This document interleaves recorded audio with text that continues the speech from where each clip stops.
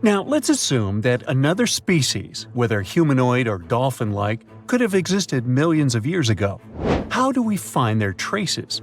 There was a Doctor Who episode about a non-human industrial civilization on Earth that existed long before us. These reptiles, called Silurians, were forced deep underground by a catastrophic rise of temperatures on Earth, and there they thrived for centuries. That inspired scientists to create the so-called Silurian hypothesis. If there was an advanced civilization before us, we should find their traces somewhere. Well, let's try. Climatologist Gavin Schmidt and astrophysicist Adam Frank decided to dive into this themselves. Like us, any technologically advanced civilization would be hungry for energy, so they looked for global effects that would leave a widespread mark. For example, hints of large-scale industrial processes, like plants and factories, and their leftovers. Then comes the question of how long these civilizations would last. If they existed for a long time, we should look for long-lasting signs, like residues from burning fossil fuels, mass extinctions, synthetic chemicals not found in nature, and even traces of nuclear fission. Basically, we should search for the same kinds of things that humans are currently leaving behind as evidence of our activities. Unfortunately, this evidence isn't that easy to find. Let's imagine an unsettling scenario if humanity suddenly disappeared. Even though it seems like we've left a lot of changes on our planet, the future civilization millions of years from now would struggle to find any remnants of our existence. Why? Well, our planet has existed for 4.5 billion years. Complex life on Earth has existed for more than 400 million years.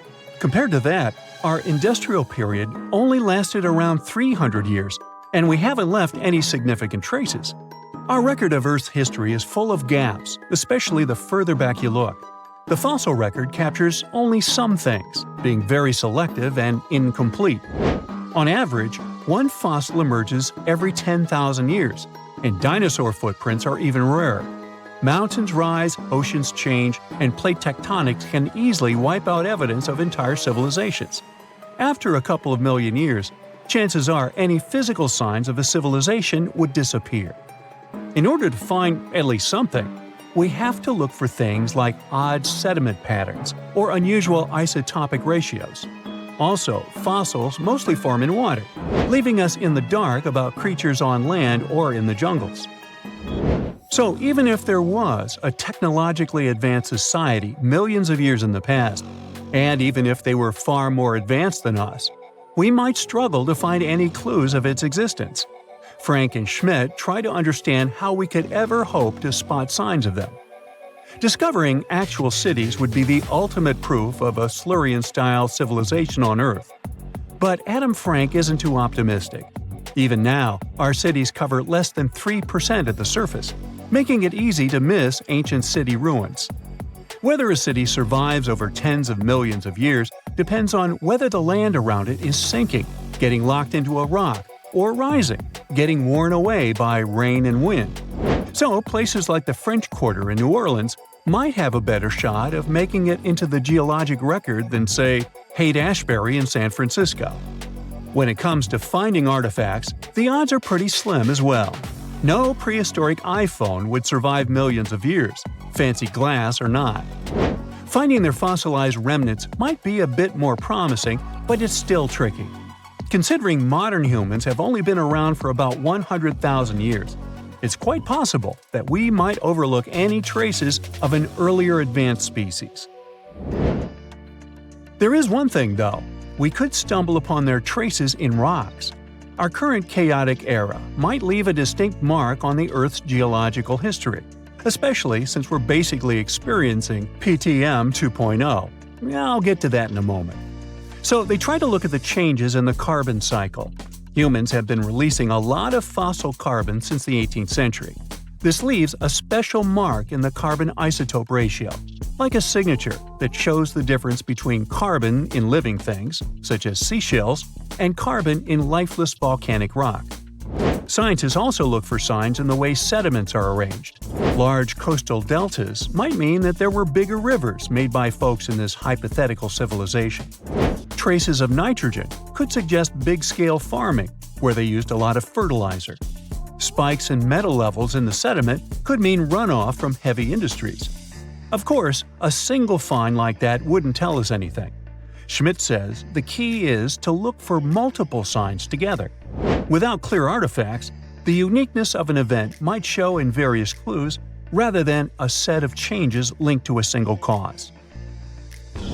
On a quest for Silurian-style clues, scientists even decided to check the moon. Some astronomers find it surprising that no one has looked into this before. They even joked about the possibility of dinosaurs building rockets and leaving traces on the moon or other celestial bodies. These astronomers think that Earth-like planets tend to erase signs of civilizations on their surfaces. So they're exploring the wild notion that these beings might have been space travelers. In that case, remnants of their technology, known as technosignatures, could be lurking not only on our moon but also on asteroids, or even buried on Mars. There they might endure for millions or even billions of years. Unfortunately, so far, despite digging into the past 380 million years and examining all suspicious events, the researchers haven't found a clear match for a technological civilization. They don't give up, though. Frank calls for more investigation. For example, we could study how modern industrial chemicals stick around in ocean sediments. This, he believes, could help us identify similar chemical traces in the Earth's history. If there are no traces, why do we even bother to find something like that? This research is based on Schmidt and Frank's recent papers. They were delving into the Anthropocene. It's the proposed epoch dominated by human activities on Earth. It's full of these things called hyperthermals. They're prehistoric events when temperatures on Earth sharply increased over a relatively short time. They're like extreme heat waves from the past. A great example of this is the Paleocene-Eocene thermal maximum, or PETM for short. It happened around 55.5 million years ago and saw a rapid rise in global temperatures. Over 200,000 years, the average temperature on Earth jumped from about 9 to 14 degrees Fahrenheit. We study these hyperthermals to understand how they occurred, from natural causes or human activities. So, these hyperthermals sparked the genesis of Frank and Schmidt's research. To study them, scientists started examining chemical signals and tracers left in rocks. When doing that, Schmidt and Frank uncovered some eerie parallels between all the climate issues we have today and past periods of rapid temperature shifts. There's a close similarity between the PETM and other hyperthermal events. So all this work isn't just about solving a historical mystery. Understanding our impact on the environment can guide us to finding better ways to live in harmony with the planet and avoid becoming a forgotten species in the future. Our Milky Way is filled with lots of planets that could be just right for life, but we don't know if there are other civilizations out there. Earth is the only place we know of with living beings. About 200 years ago, people wondered if there might be civilizations on Mars. Back then, it was a real question. But once we got pictures from space probes, we decided there wasn't any evidence for it, and that idea got stuck in our minds. Now, it's not even considered a valid topic for serious science. It's seen as kind of silly. But no one has set clear limits on what could have happened on our own planet a really long time ago. So, even if there is no proof, we shouldn't throw away the possibility. Don't forget, it took humanity a while to recognize dinosaurs. Maybe Silurians are just patiently waiting for their time. There you are, trekking across a desert on foot. It's hot, you're terribly thirsty, and now you gotta walk around this stupid wall. Wait, a wall in the middle of a sandy, lifeless nowhere? Exactly, a wall in the northern Saudi desert. Archaeologists have just made a super exciting discovery, and what they found was not just a single wall. No, it was a whole ancient walled city that might date back to 2400 BCE. They think this place was home to around 500 people and could have been used for 1,000 years. This discovery is groundbreaking. It means that the area could have been way more advanced than anyone expected. The city was well organized, with different zones for living, towers and strong walls for protection, and different sections for all kinds of daily life. This ancient city, now called Al-Natab, was basically an oasis town. And it's great since it can give us a peek into what life might have been like in this desert thousands of years ago. Apparently, they had clearly separated areas, like residential sections, a cemetery, farmland, and even a town center. This oasis city, found in the Khaybar area, is the first big organized settlement from the 2nd or 3rd millennium BCE that researchers have uncovered in northwestern Arabia. The first surveys show that this town, which covered about 6 acres, had several districts, including the residential area, the cemetery, and the legal one, with courts. The houses were set up in neat rows, all connected by small roads. Those streets kept the residential area separate from the rest of the town. Back then, most people in this region were nomadic herders, always moving around. But archaeologists have been sure that during the Bronze Age, northwest Arabia had small walled towns and oasis centers scattered across it. These connected oasis towns were unique, offering secure places for people to live, store goods, and trade. They started showing the beginnings of urban planning, which hints that people of that time were already starting to settle down and organize communities more seriously. The research team estimated that there were about 50 homes in Al-Natah, but that number could go up to 70 as they keep digging. They think that a few hundred people lived there, and probably one of the coolest things is that some houses went up to 3 stories tall. Built on a slope near a couple of major trade routes, this city was set up in a prime spot. Now, one of the most impressive things about this place is its water supply. The oasis had springs and aquifers, which are underground water sources, and such conditions were perfect for farming. Those water sources meant residents could grow their own food, making the town self-sufficient. The outer walls probably helped control who could enter the town and get access to its resources. This settled way of life was an impressive shift from nomadic living to a more agro-pastoral lifestyle, which means a mix of farming and herding animals. Another find that supports this theory is a bunch of tools, like grinding stones, mortars, and pestles, discovered inside the town. People there must have ground grains and prepared food. They had a diet of cereals, meat, and milk from animals they raised themselves. These astonishing findings show that the inhabitants of the town could easily feed themselves and were surprisingly advanced for that time. Thanks to better access to Saudi Arabia in the past couple of decades, archaeologists now have a much clearer picture of what life there was like thousands of years ago. The most exciting thing is that Al-Natah might have been part of a whole network of similar fortified oasis towns spread across the region, and all of these connected sites could show us how trade routes and small settlements worked together at that time in that arid area. Now, at the same time, this recent discovery isn't the only one that has the scientific world buzzing with excitement. How about we visit Egypt and see for ourselves? After all, archaeologists have just found a stash of ancient Egyptian and Greek treasure underwater. They were exploring the lost city of Thonis Heraklion off the coast of Egypt, which sank more than 1,000 years ago.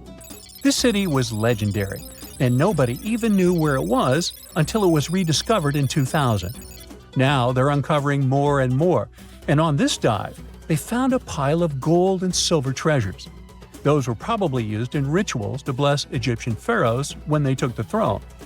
The researchers even found an ancient Greek temple dedicated to Aphrodite and some super old Greek weapons. Frank Gaudio, the lead archaeologist, said it was astonishing that those delicate objects had survived the disaster that brought the city down. Back in its prime, Thonis Heraklion was one of the biggest port cities in the Mediterranean. It was a huge center of social life and was the main entry point for ships from Greece coming into Egypt. But tragically, due to rising waters, earthquakes, and a catastrophic tidal wave, the soil underneath the city literally turned into mush, and then the entire city sank into the Mediterranean. It was forgotten until Gaudio's team found it in 2000. Since then, they've been uncovering new parts of the city and piecing together its history little by little. If a lost underwater city doesn't seem impressive enough, we can travel to the Amazon. The discovery made there is truly mind-boggling. For centuries, people have talked about lost cities deep in the Amazon, like El Dorado, that mythical city of gold that lured Spanish explorers into the jungle. A lot of them never came back. Then, in the 1900s, a British explorer named Percy Fawcett went searching for what he called the lost city of Z, and he too disappeared. But now, finally, scientists have actually found proof that those lost cities in the Amazon were real all along. A team of scientists use a tech called LiDAR, which basically allows you to see through thick jungle from above by bouncing light beams off the ground. They flew over the jungle in Bolivia in a helicopter about 650 feet up and mapped out those hidden ancient cities. What they found were ruins of a huge urban settlement built by the Kasarabi people who lived there from 500 to 1400 CE. And it wasn't just a couple of buildings here and there. No, the LiDAR maps revealed massive urban centers, pyramids, platforms, roads, canals, and causeways, all carefully laid out. Turns out the Amazon wasn't just an untouched jungle. It was once home to big, complex cities. A scientist from the German Archaeological Institute explained that Europeans had long ignored the possibility of ancient Amazonian cities, but the LiDAR maps showed they were wrong. The new maps have revealed 26 sites, including 11 that no one even knew existed. Researchers have discovered two main city sites, Landivar and Kotoka. They had massive moat causeways stretching out like spokes on a wheel, linking the main cities with smaller surrounding settlements. Some of the canals even connected the cities to rivers and a big lake, which allowed water to flow through the area. Over the years, scientists found scattered ruins all over this region, but the thick jungle made it nearly impossible to connect the dots and see if or how they were related. With LiDAR, the whole layout came to life, showing that those sites were part of a much larger organized urban system. It's now also clear that the sites had a greater meaning, since everything is lined up in a way that could be symbolic of the spiritual beliefs of the inhabitants. The Kasarabi culture isn't as famous as the Maya, but they had a thriving society in an area that faced huge challenges, like yearly flooding. And although the nearby Andes had their own monumental sites, the Kasarabi were doing something absolutely unique. They even had reservoirs to store water, which suggests they might have been dealing with occasional droughts, which is pretty unusual for the Amazon. Actually, those terrible droughts could be why the Kasarabi eventually left their cities around 1400 CE. Today, we're traveling to the ancient city of Abydos, within the famed temple of Seti the First, where I'll show you something that will turn your world upside down. Apparently, people traveled by helicopters or some kind of other flying machines in ancient Egypt. But where could this advanced technology have come from? Perhaps from space. Let's start from the very beginning. Strange hieroglyphs were discovered on the ceiling in the ancient city of Abydos. Look at them attentively, eerily. They depict something that resembles modern or even extraterrestrial vehicles, a bit too much for it to be a coincidence. No wonder some people are sure that the Abydos carvings can serve as proof of ancient astronauts having visited Egypt more than 3,000 years ago. And the ancient Egyptian artists depicted their spacecraft in the carvings on the roof, support at the Temple of Abydos. These carvings have another name, the helicopter hieroglyphs.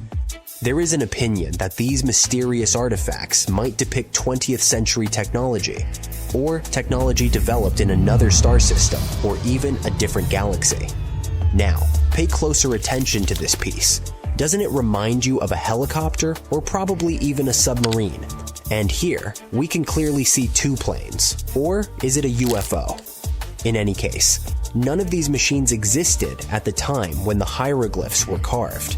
If we look at this whole situation from this point of view, it looks like it supports the ancient astronaut theory, which claims that intelligent extraterrestrial beings, aka alien astronauts, visited our planet and made contact with humans in ancient and prehistoric times. In this case, the hieroglyphs could be the proof of this extraterrestrial contact in the past. Some ufologists are also sure that aliens were responsible for the creation of such famous monuments as the pyramids in Egypt and Stonehenge, along with many others. Now, many people have argued that the images uploaded to the internet are fakes. But no, they are in fact real. At the same time, Egyptologists have offered a more logical explanation for for the carvings in Abydos. In ancient Egypt, it was common practice for hieroglyphs to be recarved and refaced over the years.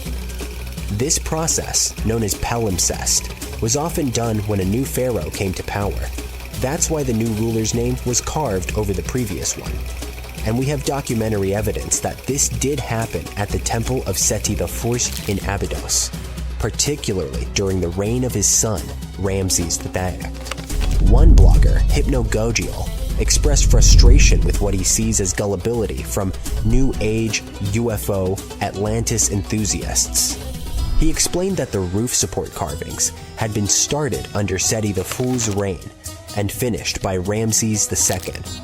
As a result, where Seti I's name appeared, Ramses II's carving overlapped it, and vice versa.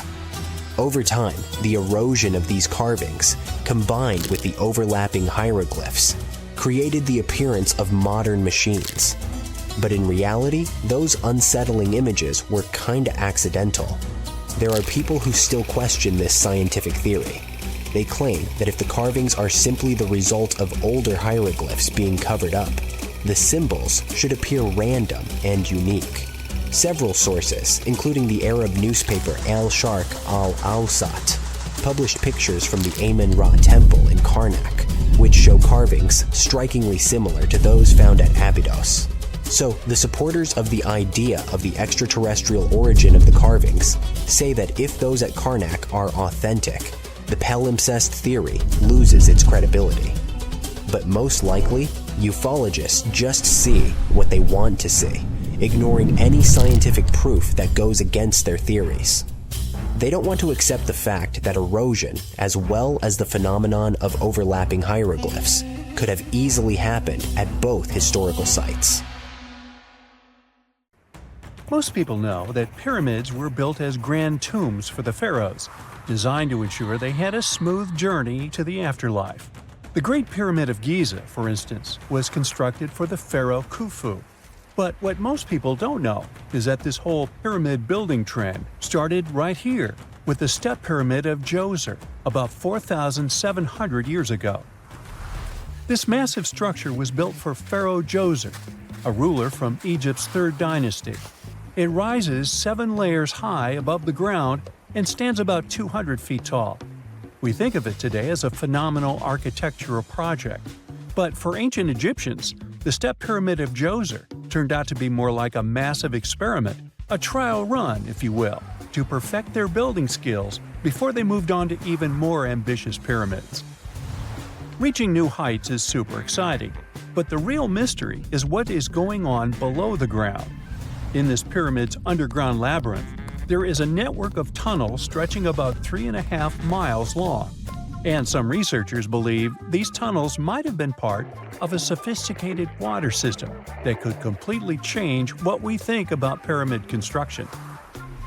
Let's talk about this massive complex located in Sahara.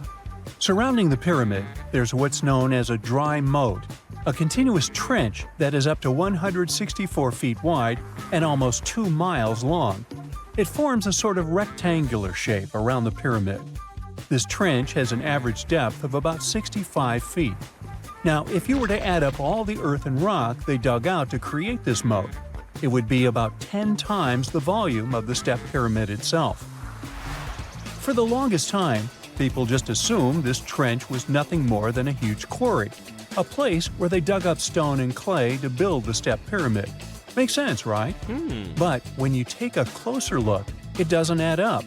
The trench is too narrow and deep to be practical for mining, and its layout doesn't match anything we know about ancient Egyptian quarrying methods.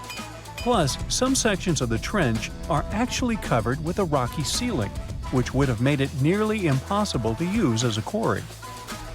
Another theory suggests that the dry moat had some kind of spiritual significance. Maybe it was a sacred place, where souls of nobles gathered to serve the late king in the afterlife. There are even niches in the walls that work as a hint at this spiritual function. But most researchers believe that this purpose likely developed much later, long after the complex was built for Djoser. So what was the moat really designed for? In 2020, a researcher came up with a pretty intriguing idea. It is possible that this trench was actually designed to collect and manage water, especially after heavy rainfalls. Now, that makes sense when you consider the location. The moat sits in an area that could easily have been flooded by runoff water from nearby plains. This could also explain why the trench wasn't used for new graves until much later when the climate became drier and less prone to flooding. The story becomes even more intriguing, as this trench appears to be part of a larger, more complex hydraulic system within the Djoser complex. It is like the trench has several compartments, carefully carved out of the rock and connected by tunnels. These compartments likely served as a part of a water treatment system, where water would flow from one compartment to the next, getting cleaner as it moved along. Now, here is where things start to tie into the pyramid itself. The Djoser complex has a series of underground shafts, and some researchers think that water from the moat's deep trench might have been used to power a hydraulic lift system, and this giant water-powered elevator could have been used to raise the heavy stones needed to build the pyramid. It worked like a volcano, but instead of lava, water did the heavy lifting. Imagine a big deep hole in the ground at the center of the pyramid site. Inside this hole, there was a huge wooden platform, kind of like a giant raft that could move up and down. When the workers wanted to lift a heavy stone, they would fill the hole with water. As the water rose, the wooden platform started to float up, carrying the stone with it, almost like a giant water-powered elevator. When the stone reached the right height, the workers slid it off the platform and onto the pyramid. The idea is that water from the deep trench, after being cleaned and filtered, would flow into these shafts. A massive float, possibly made of wood, would then rise as the water filled the shaft, lifting the stones up to where they were needed for construction. Once the stone was in place, they'd let the water out, lowering the platform back down to the bottom, ready to lift the next stone. This fancy hydraulic lift system could have been a game changer, making the whole building process a lot faster and more efficient without using a lot of workforce. It is like the ancient Egyptians were already embracing the whole idea of work smarter, not harder. But of course, not everyone is on board with this theory. Some experts argue that the area where the step pyramid of Djoser was built couldn't have held enough water from occasional rains to maintain such a fancy hydraulic system. The main theory suggests that, in the past, there might have been some kind of lake nearby that would have filled up after a period of rain, and this lake could have supplied water to the complex's hydraulic system. But there is no mention of such a lake in any ancient Egyptian writings, so it might be more of a what-if situation than a reality. And then there's the issue of the hard work itself. Remember when I said this method could have allowed the ancient builders to raise stones with far less effort? Well, that might not be entirely true. According to some experts, just building this hydraulic device would have required a lot more heavy work than simply moving the stone blocks using good old-fashioned manpower. And let's not forget, the step pyramid of Djoser is like a baby pyramid compared to those that came later. The stones used for Djoser's pyramid weighed, on average, about 660 pounds each, which is nothing compared to the more than 2.5-ton blocks used later for the pyramid of Chephren. If this cool water lift theory gets completely ruled out, we still need to explain how this pyramid was built in the first place. To answer that, we need to rewind a bit and talk about the original plans. See, before Djoser's tomb became a pyramid, the idea was to construct a simple mastaba. This type of tomb was pretty common in earlier periods, a flat-roofed, rectangular structure with sloping sides. But after the original mastaba was finished, they decided to expand it a bit by adding more layers on top. And then they added even more layers, until the construction reached 6 distinctive steps, each one smaller than the previous. And they probably did all this by raising those heavy stones using ramps, not a water-powered elevator. There is still so much we don't know about the step pyramid of Djoser. More research is definitely needed to fully understand how this system worked, or if it even existed at all. But the idea of using water to help build the pyramid adds a whole new layer to our understanding of ancient Egyptian engineering. It's a powerful reminder of just how clever and resourceful those builders were, using the natural landscape and the power of water to create one of the most iconic monuments in history. Well, there you are. The sun is scorching, you're thirsty. All you can think about is water and ancient bones under your feet. You're wandering through the Sahara, the largest hot desert on Earth. Right now, you're crossing a stretch of sand called Whale Valley. And all over these 75 square miles of land, fossils cover the ground so thickly that you can't help but step on them.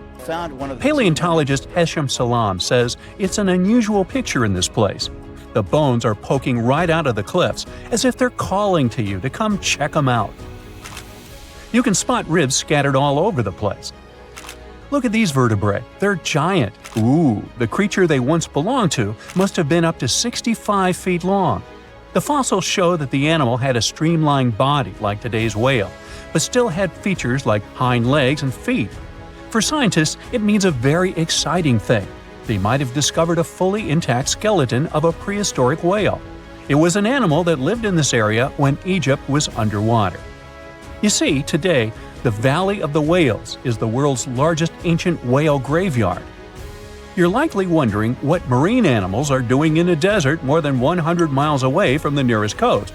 Well, millions of years ago, this desert was at the bottom of a massive ocean called the Tethys, which stretched from Europe to India. When sea levels dropped, the ocean left behind a seabed covered with fossils. And today, the fossils of some of the earliest known whales rest here, which gives researchers a peek into how today's massive ocean whales may have evolved. The fossils here are super detailed, even with some stomach contents still intact. Uh-oh. Scientists have also found fossils of ancient sharks, crocodiles, and turtles, helping to recreate what this marine world looked like millions of years ago. Now, the first whale bones were discovered in 1902, but it wasn't until the 1980s that people really started to explore the area, only when access to this area became better. Sadly, some fossils had been taken away by collectors before the site turned into a protected area. Most of the fossils are just under the surface, slowly revealed by erosion. Whale Valley gives us an amazing glimpse into millions of years of ancient coastal marine life. But let's move further. Ancient whale fossils aren't the only discovery you're going to make today. For over 150 years, scientists have been puzzled by a strange creature that lived millions of years ago. But now, thanks to some amazing fossils found in Morocco, they've finally figured it out. Look at them. These creatures are called blah blah blah. Nah, I'm kidding. Stylophorans. They look like flattened armor with a long arm sticking out. Researchers discovered these creatures in 2014 and were shocked. The fossils dated back around 478 million years. They found around 450 specimens, and to their surprise, some even had soft tissues preserved, which is super rare. Before this, they only knew stylophorans from their hard parts. Originally, scientists thought these creatures were good old echinoderms, animals like sea urchins and starfish. But new discoveries prove that they had a core body and feeding arm similar to modern starfish, complete with a water vascular system to help them move and eat. This finding ends a long debate about where stylophorans fit in the animal family tree. Now we know they're related to echinoderms, but are more advanced because they don't have the typical 5-ray symmetry. Ooh, come here and look at this giant fossil. It was found in the Sahara and gave scientists new insights into the Spinosaurus, the largest carnivorous dinosaur we know about. These 95 million-year-old remains also confirm that it was the first known swimming dinosaur. The Spinosaurus had flat paddle-like feet and nostrils on the top of its crocodile-like head, perfect for staying underwater. It was a pretty weird dinosaur with a long neck, trunk, tail, and a 7-foot sail on its back, so it must have spent a lot of time in the water. At over 50 feet long, Spinosaurus might have been even larger than T-Rex. The first Spinosaurus remains were discovered about 100 years ago in Egypt. But only this new fossil, found in Morocco, helped scientists reconstruct this dinosaur for the first time. Researchers paid attention to the creature's shorter hind limbs and wide claws. These features point to adaptations for life in the water. Its snout and dense bones also suggest it was a swimmer, while its spiked tail likely attracted mates. Hey, good looking, come here often? And here's another astonishing find made in Tunisia, the remains of Machimosaurus rex. Now, so far it's believed to be the biggest crocodile ever. This ancient croc was about 32 feet long and weighed around 66,000 pounds. It was a top predator around 130 million years ago, and its skull was over 5 feet long. Now, this discovery is a big deal because it shows that these crocs stuck around longer than we thought. Before this, scientists believed that they disappeared during a minor extinction event between the Jurassic and Cretaceous periods. Now, let's go back to the fact that the Sahara was once underwater, and some of the largest sea creatures ever lived there. A study published in the Bulletin of the American Museum of Natural History speaks about an ancient body of water called the Trans-Saharan Seaway. It existed between 150 million years ago, covering parts of Western Africa. Scientists spent 2 decades trying to recreate this prehistoric underwater world. They found it was warm and shallow, home to some pretty terrifying creatures, including 5-foot-long catfish and 40-foot-long sea snakes. Yikes! The seaway was cut off from larger oceans for long stretches, which may have helped these predators grow larger because resources were always available. It's a classic case of evolution at work, leading to what scientists call gigantism in isolated environments. But all that water didn't just disappear with no trace. Under the sands of the Sahara, scientists have discovered a massive ancient lake, which they're calling a mega-lake. Makes sense? This lake formed around 250,000 years ago when the Nile River flooded the eastern Sahara. At its biggest, this lake covered over 42,000 square miles. It's about half as big as Kansas. They also found evidence of a smaller lake, 93 miles west of the Nile, at a slightly lower level and covering 18,600 square miles. All of this adds to growing evidence that once, North Africa had many lakes that might have created migration routes, helping early humans move across the continent. Now, in the Sahara, you can find not only fossils of bizarre animals. In May 2020, some weird rocks with greenish crystals were discovered in a sandy region in southern Algeria's Sahara Desert. When scientists checked them out, they found out these rocks weren't from Earth. They were actually pieces of a meteorite called etched 002.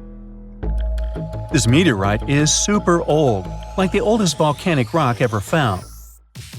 It melted ages ago in the fiery heart of an ancient protoplanet that no longer exists. Researchers had recently published a study in Nature Communications, revealing that they have analyzed lead and uranium isotopes in etched 002 and found out it's more than 4.5 billion years old. Another cool discovery made in the Sahara is quite unexpected.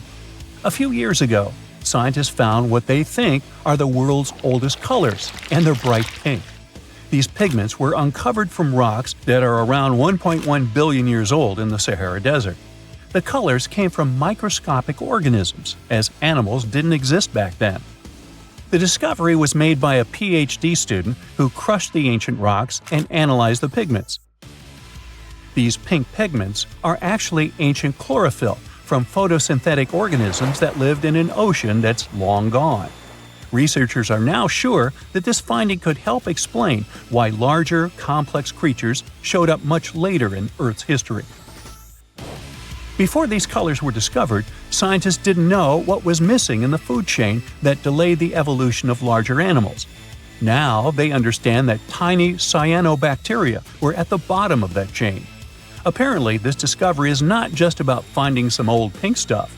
Scientists believe it's a breakthrough in understanding the history of life on Earth. Unlike many other ancient Egyptian burial grounds, King Tutankhamun's tomb stayed hidden and free of unwanted thieves for 3,000 years. One reason was that the tomb was smaller than average and tucked away in a place called the Valley of the Kings. This area was already being extensively explored by the time they stumbled upon Tut's spot. The entrance was all covered in debris from building a nearby tomb, which must have also helped keep it a secret.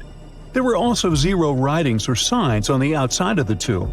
Time passing also played a part in keeping it in amazing shape until the 1920s, when a man named Howard Carter finally made it in. But was Carter that big of a hero? Some recent findings say he might have been sneakier than initially thought. People used to think Carter wasn't just a glorified treasure hunter, he was a true archaeologist. Before Tut, he had been on a relentless quest for Egyptian artifacts. He discovered his interest in these unusual objects when he was a child, and soon started drawing the sculptures and inscriptions that were found in ancient tombs. After stumbling upon the remains of King Tut, Carter spent a decade recording and processing all sorts of objects, like golden thrones, chariots, and statues from Tut's tomb, shipping them down the Nile to Egypt's museum in Cairo. Well, at least that was the official story. More recent discoveries claim that not all of the objects made it to Egyptian officials. A secret letter seems to uncover Carter's little 10 for them, 1 for me policy. The letter in question was sent to Sir Alan Gardiner, a philologist and friend of Carter's, dated from 1922. In these writings, Carter mentioned having found the tomb and was asking his buddy for some advice. In another letter from 1934, Gardiner seems to be thanking Carter for an amulet, which was sent to him as a thank you gift. Carter was adamant that it didn't come from Tut's tomb, but evidently it did. Even the British director of the Egyptian Museum was onto Carter's sneaky endeavors, but couldn't prove it. He compared Gardiner's amulet to others from Tut's tomb, and lo and behold, they were a perfect match. Gardiner was so disappointed to have been put in such a sticky situation that he vented to Carter in another letter. Deciding to be a good friend, Gardiner didn't throw the famous archaeologist under the bus. Instead, he advised Carter to take those stolen goods back to Cairo, just like he'd advise you to like this video and subscribe to the Brightside channel for more amazing videos on the most unique topics in history. It's not the only shady piece of information on Carter's post-discovery behavior. In 1947, a man named Alfred Lucas, who used to work with a controversial archaeologist, gave some information in an obscure journal in Cairo. He claimed that Carter sneakily cracked open the burial chamber door himself. Then he sealed it back up like nothing had happened before the official uncovering. Now, why would he do that? Well, the same theory suggests that Carter and his crew might have entered the tomb early so they could get their hands on some ancient goodies. Obviously, these people couldn't risk having such objects sold while they were still alive, but made sure they were auctioned off after they passed. Carter, though, never confessed to anything. He made no official denial either, but the Egyptian government couldn't risk any more mysterious disappearances, so they prohibited him from entering the tomb for a while. Some have connected this apparent stealing to the curse of King Tut. If you've never heard of it, know that it became quite the scary tale soon after King Tutankhamun's resting place was uncovered. It claimed that anyone messing with the tomb of the boy pharaoh would face some serious bad luck. It's not all dramatic like a mummy going on an aggressive spree, but word got out that the people involved in disturbing King Tut's lair met some mysterious, untimely ends. The main untimely passing related to this supposed curse is that of George Herbert, the 5th Earl of Carnarvon. He was this British aristocrat who helped fund the search for the tomb. He passed away just a year after the tomb was opened. Now, people love to call it mysterious, but it turns out that Herbert was already in pretty bad shape health-wise when he got to Cairo, and he ended up getting taken down by a regular disease.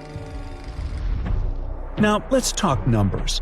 There were a lot of people linked to this tomb opening – security guards, archaeologists, and supporting staff.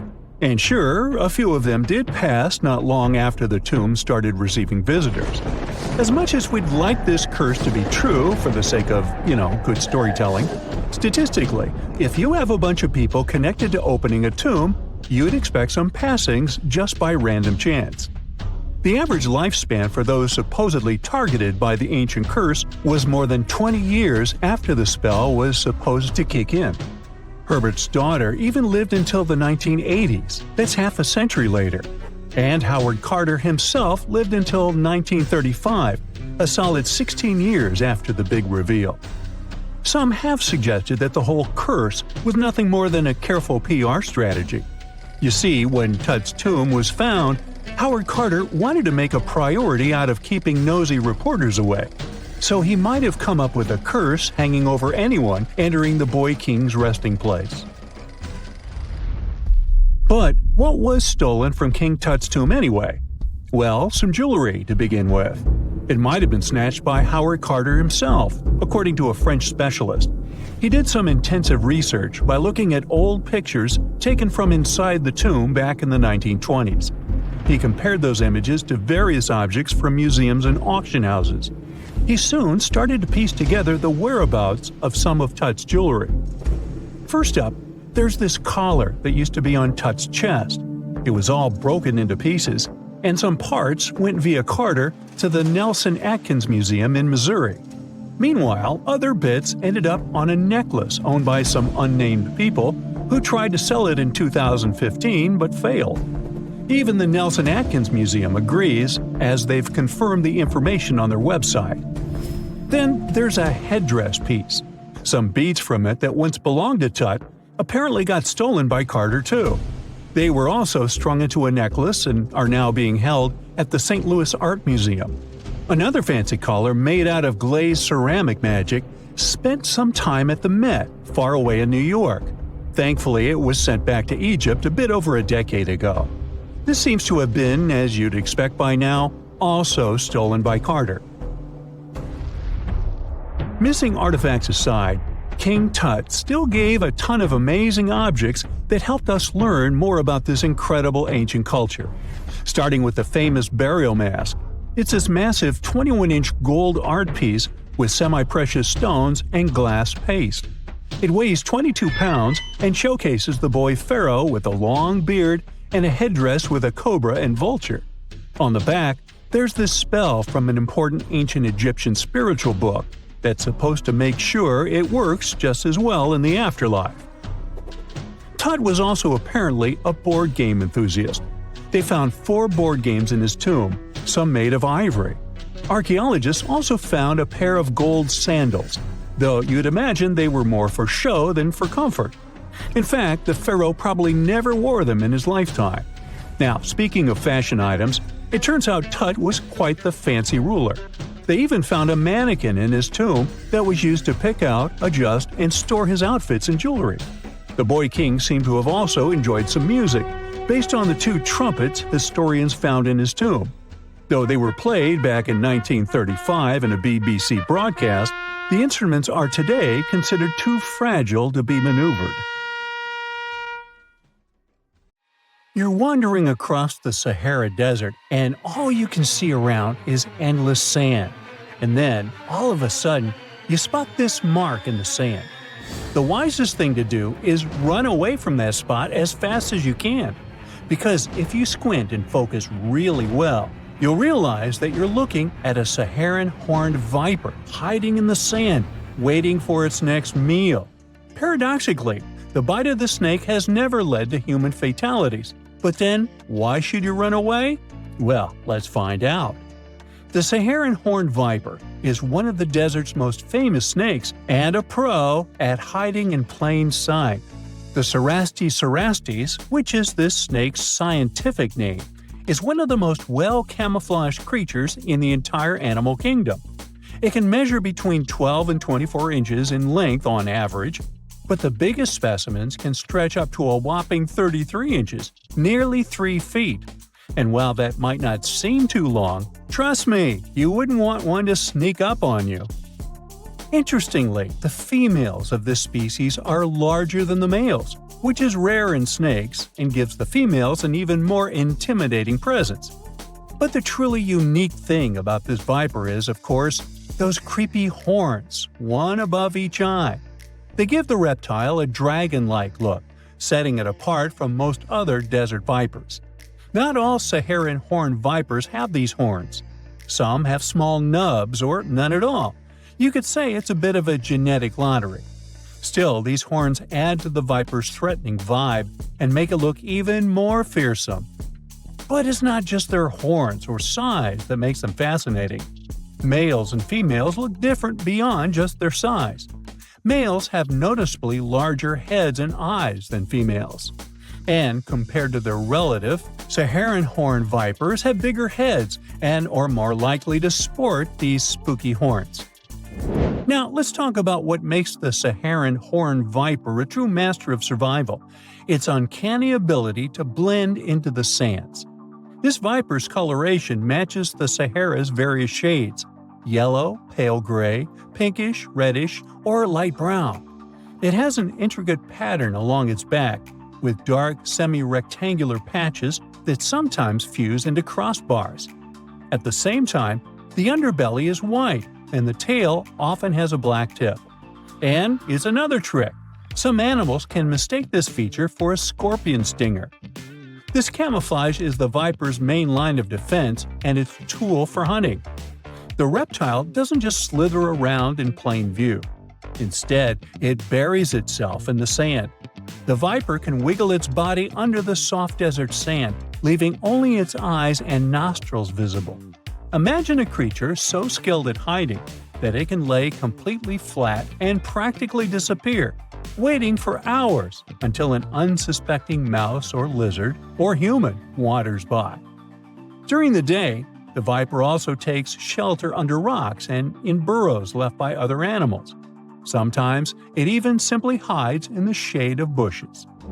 For a creature that looks so fierce, the Saharan horned viper is surprisingly even-tempered. It won't waste its venom on a threat it can avoid, preferring instead to lie still or try to hide. But when it feels truly threatened, the snake gives a truly dramatic warning. It rubs its coils together, producing a distinctive hissing and crackling sound that lets you know it's ready to strike. And if you ignore that warning, well, this viper's bite is loaded with toxic venom that can be quite dangerous.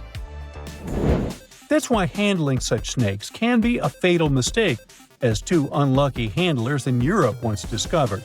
Both men were bitten by captive Saharan horned vipers, and the bites caused extreme swelling, blood clotting issues, and even kidney failure. The venom in these bites has special compounds that mess with blood clotting, attack kidneys, and can cause serious internal bleeding. The best treatment for these bites is specific antivenom, but it's clear that the bite of a Saharan horned viper is nothing to take lightly. Now here's another astonishing fact about this reptile. When it does move, the Saharan horned viper doesn't slither in the usual way. Instead, it uses a unique style called sidewinding. Picture the animal lifting a loop of its body, moving that loop forward, and then pulling the rest along behind. This sideways walking lets the snake move across the hot sand without letting its belly touch the ground for too long.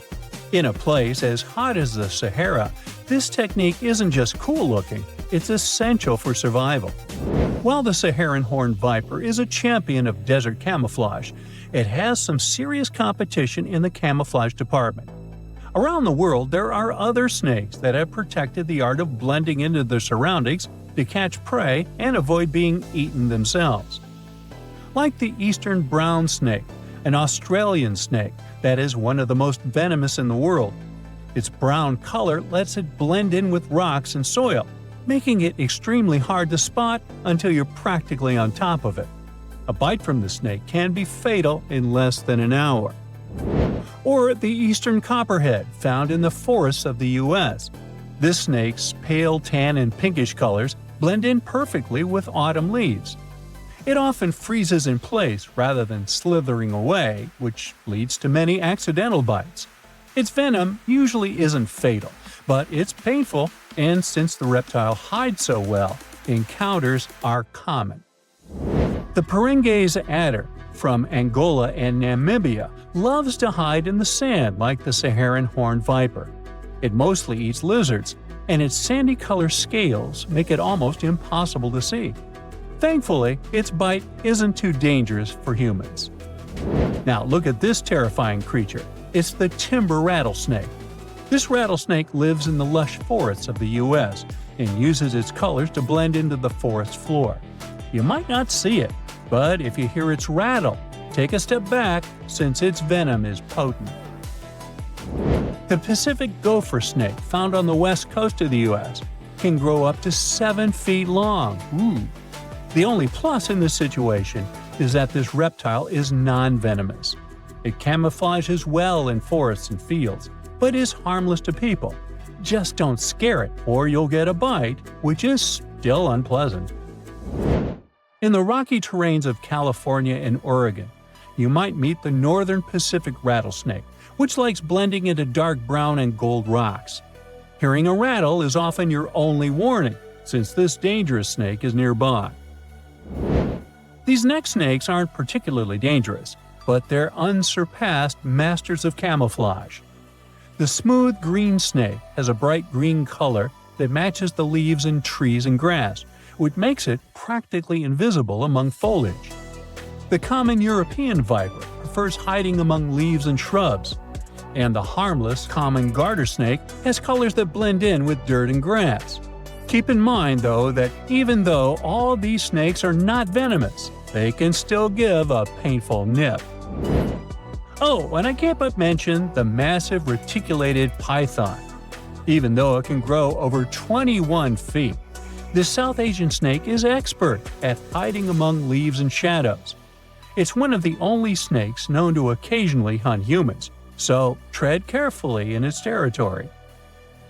Now, in the wild, snakes like the Saharan horned viper rely on camouflage to hunt and avoid being hunted. They might be blending into leaves, sand, or rocks, but in any case, these snakes have evolved to stay hidden from predators and prey alike. The desert viper buries itself to stay cool and catch food, while forest snakes blend in to hunt in silence or avoid curious humans. For them all, staying hidden isn't just a matter of survival, it's a huge advantage. So, next time you're out in nature, remember that you might be walking right past a hidden hunter, watching you from the shadows with a quiet, horrifying patience. Have fun out there. Consider the Great Pyramids, one of the original 7 wonders of the world and the only one that still exists today. Did you know that the pyramids of Giza weren't the only pyramids out there? And they weren't even the first ones. First, there were the pretty good pyramids, but they didn't catch on. Nah, I made that up. Back to the story. In ancient Egypt, it was believed that kings were chosen by gods to serve on earth as their mediators. In the afterlife, they were expected to become gods themselves. The pyramid complex was built to make sure that the king had everything they might need in the afterlife. The complex included the pyramid, a palace, and temples. The tomb in the pyramid, where the king was buried, was filled with many things they might need, like furniture, food, and gold vessels. Actually, the first pyramid had been built 80 years before the first pyramid of Giza appeared. Overall, there were around 100 of them. Some weren't finished though, since the construction took a while and not every pharaoh lived long enough to see the end of the construction. And now let's talk about the construction itself. The biggest of the pyramids of Giza is as tall as a 40-story building. So how on earth did they manage to build a structure that massive 5,000 years ago, long before machines and other equipment appeared? Well, let's figure it out. So Pharaoh Khufu ascended the throne around 2575 BCE, and his architects started the construction of the oldest and biggest of the pyramids of Giza. He figured that over 2 million limestone blocks had to be used to build the pyramid, each weighing around 2.5 tons, around the weight of a rhino. The architect wanted to finish the construction in 20 years.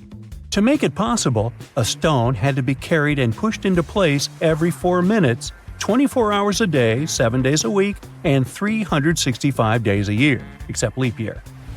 So obviously, a lot of workers were needed to make it happen.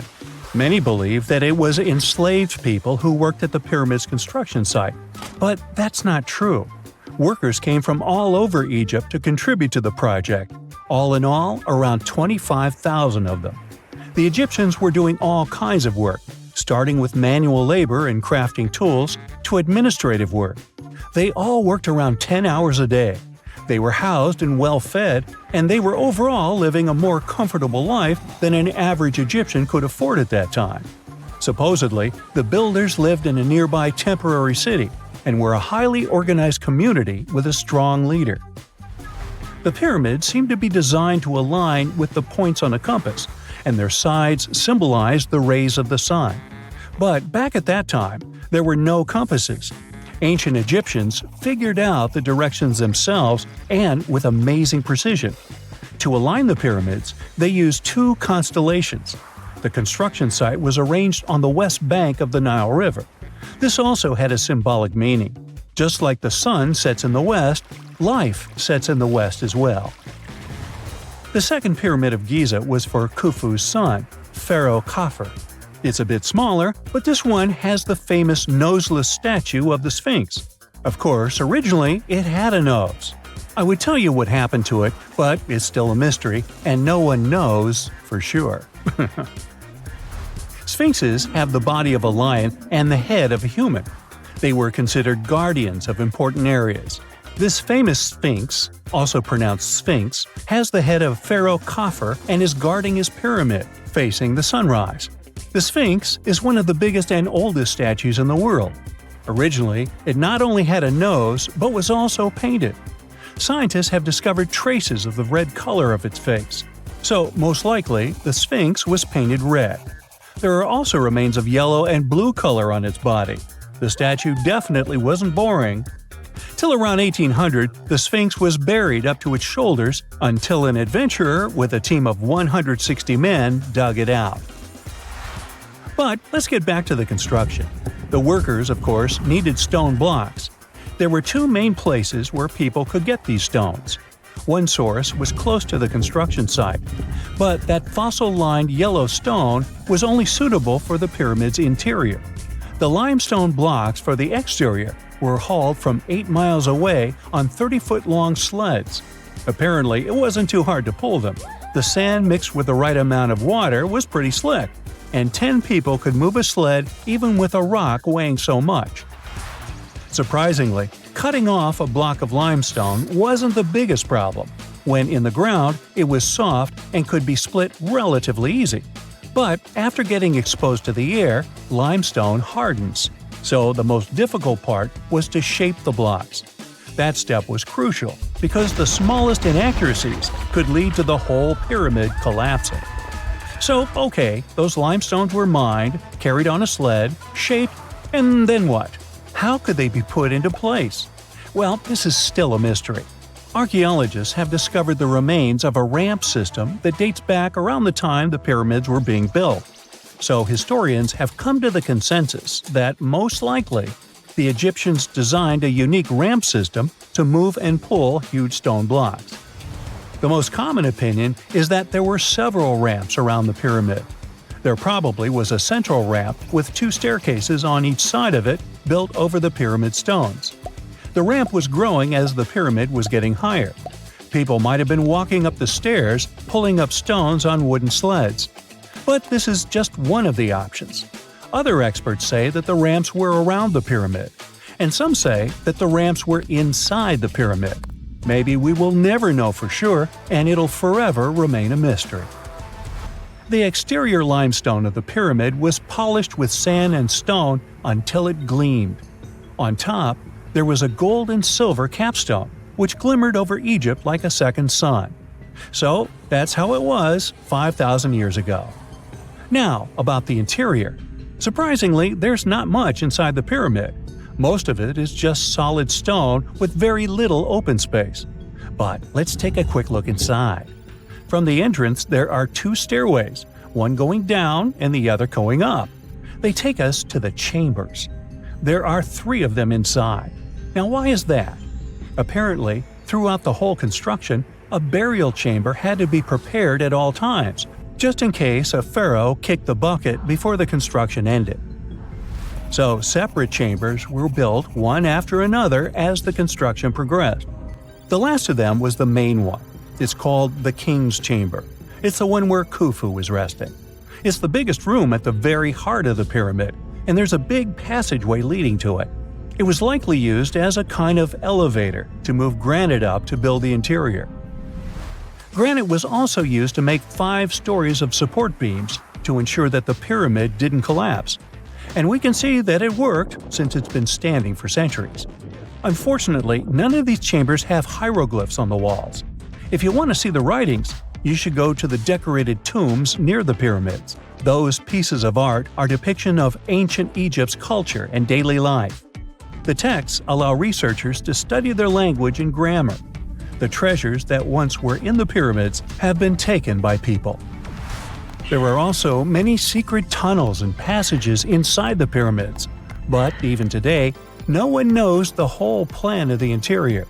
Scientists have been sending little robots with cameras inside for many years, but there's still a lot we don't know about the pyramids. Now they're trying to use an X-ray to scan the pyramids from the outside, without going inside. So yeah, ancient Egyptians did create a mystery no one has been able to crack for 5,000 years already. A gruesome discovery took place in Egypt some years ago. You want to hear about it? 16 human hands, carefully buried in 4 eerie pits. They didn't look too much like human hands at first, since they were abnormally large, but they were. Weirdly, there were only right hands, no left hands were in sight. It turned out that it points to the practice of an ancient dark ritual. Old Egyptian art and tales talked of a ceremony where warriors would present the right hand of their adversaries as proof of victory and ask for gold in return. Egyptians believed in the afterlife, so cutting off someone's hand meant you cut off their power eternally. Guaranteeing this type of defeat was interesting to the winning party. Here, the fight was between Egyptians versus Hyksos, who lived in what was once known as Canaan. Egypt has always been the center of some history-changing findings, and some time ago, this papyrus was found. If we stretched it open, it would be just a tad bigger than the height of a skyscraper. The world's tiniest skyscraper, which is located in Wichita Falls, Texas. When humans didn't write on their notes app, they wrote on this thing, made from the medulla of a papyrus plant. Around 2,000 years ago, ancient Egyptians wrote something reminiscent of a book where they describe most of their funerary traditions and their visions of the afterlife. It's considered one of the most important texts from ancient Egypt and is still sold in bookstores to this day. This ancient manuscript was unearthed from a chamber located just south of the Pyramid of Djoser, located in Saqqara. Oh yes, Djoser is the oldest pyramid in Egypt and not the Giza pyramids like most people think. So recently, the site of Saqqara buzzed with excited archaeologists who probably found one of Egypt's oldest complete mummies. They believe that this beautiful and well-preserved mummy was that of a wealthy man. He was discovered in a deep shaft, covered in layers of gold leaves. There are many symbols that show he was an important and wealthy man, like the band he wore on his head, the bracelet on his chest, and the fact that he was embalmed with a tunic, which was reserved for Egypt's finest. The most exciting part of the entire discovery was finding the resting place sealed with mortar, just as the ancient Egyptians had left it 4,300 years ago. Now this may sound weird, but back in 2008, archaeologists discovered a missing pyramid. Now it went missing because it deteriorated over the span of 4,000 years. Today, you can only see its base. It was a pretty important site back in ancient times. It is said that around the area of the pyramid, the ancients hosted a special type of ceremony where high priests would carry mummified remains of sacred bulls. Now here's a fun fact. Ancient Egyptians believed that Apis bulls were earthly incarnations of the city deity of Memphis and was connected to rites of fertility. It wasn't just any Apis bull though. They needed to be all black with a single white mark between its horns and a bunch of very specific characteristics. They were selected by the local priests and honored until they passed away. After that, they were mummified and buried in underground galleries. Meanwhile, this missing pyramid sort of disappeared around the 1800s. It was a German archaeologist who first found it in the village of Sahara. He called it the Headless Pyramid when he first found it.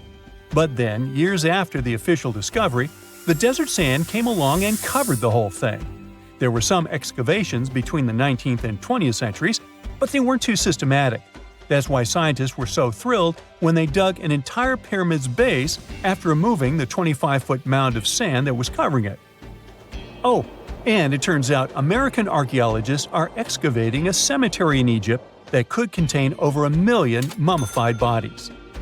So far, archaeologists have dug around 1,700 mummies. One of the main differences from other classic Egyptian mummies is that these people weren't kings and pharaohs. They were commoners that most likely lived about 1,500 years ago, when Egypt was controlled by the Roman and Byzantine empires.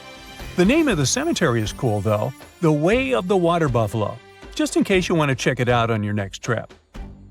Other than bulls and buffaloes, ancient Egyptians also liked baboons. Are you seeing a pattern here? In the beginning of the 20th century, archaeologists discovered a site filled with mummified baboons in a place called, guess what? The Valley of Monkeys. An animal wouldn't have been mummified if it wasn't considered important. Certain animals were more important than others, since they were linked to specific deities. Jackals were connected to Anubis, the ancient god of the afterlife, and cats were likened to the female deity Bastet. Baboons were a pretty big deal, since they were believed to be connected to Thoth, the deity of wisdom and advisor to Ra, one of Egypt's supreme deities. The archaeologists who studied these animals weren't too happy. They think these baboons were kept inside and were deprived of sunlight for most of their lives. They had extreme vitamin D deficiencies and they were poorly fed. Maybe Thoth got angry with these baboon keepers. Just a guess. Since there's never a boring day for archaeologists in Egypt, they also found human mummies with golden tongues. Since Egyptians were all about the afterlife, they believed that golden tongues might help a person speak once they pass to the other side. I mean, it's a long shot, but hey, why not? Some of these mummies were placed in wooden coffins with goods, such as necklaces, pottery, golden artifacts in the shape of lotus flowers and scarab beetles, and iPhones. Just kidding. A new temple was also unearthed recently in Egypt. Scientists believe it was dedicated to honor Zeus Cassios. That deity would be a cross between Zeus, the almighty Greek deity of the sky, and Mount Cassios. While digging around the Sinai Peninsula in Egypt, archaeologists spotted 2 pink granite columns poking out of the ground. And bingo! They believe these columns represented the temple's front gate and collapsed during an earthquake many years ago. And speaking of deities, there weren't only super serious deities. Recently, scientists unearthed a golden ring in a city south of Cairo. No, Frodo, it's not magical. It was a normal gold ring, but it had the depiction of the deity of fun, officially named Bes. This deity is often described in sacred texts as a happy chubby dwarf. Today, many tattoos we get are sorta deprived of any sense and are made of aesthetic purposes only. In ancient Egypt, though, women would get tattoos as a token of protection for childbirth. That's what scientists think, at least. Around the Nile region, scientists found some mummies that had well-preserved tattoos, which is a rarity since the skin deteriorates so easily. 2 of these women tattooed their lower backs, and the drawings were simple. They were mostly pictures, including that same chubby dwarf we just talked about, Bes. He also had a side hustle as the protector of women during childbirth.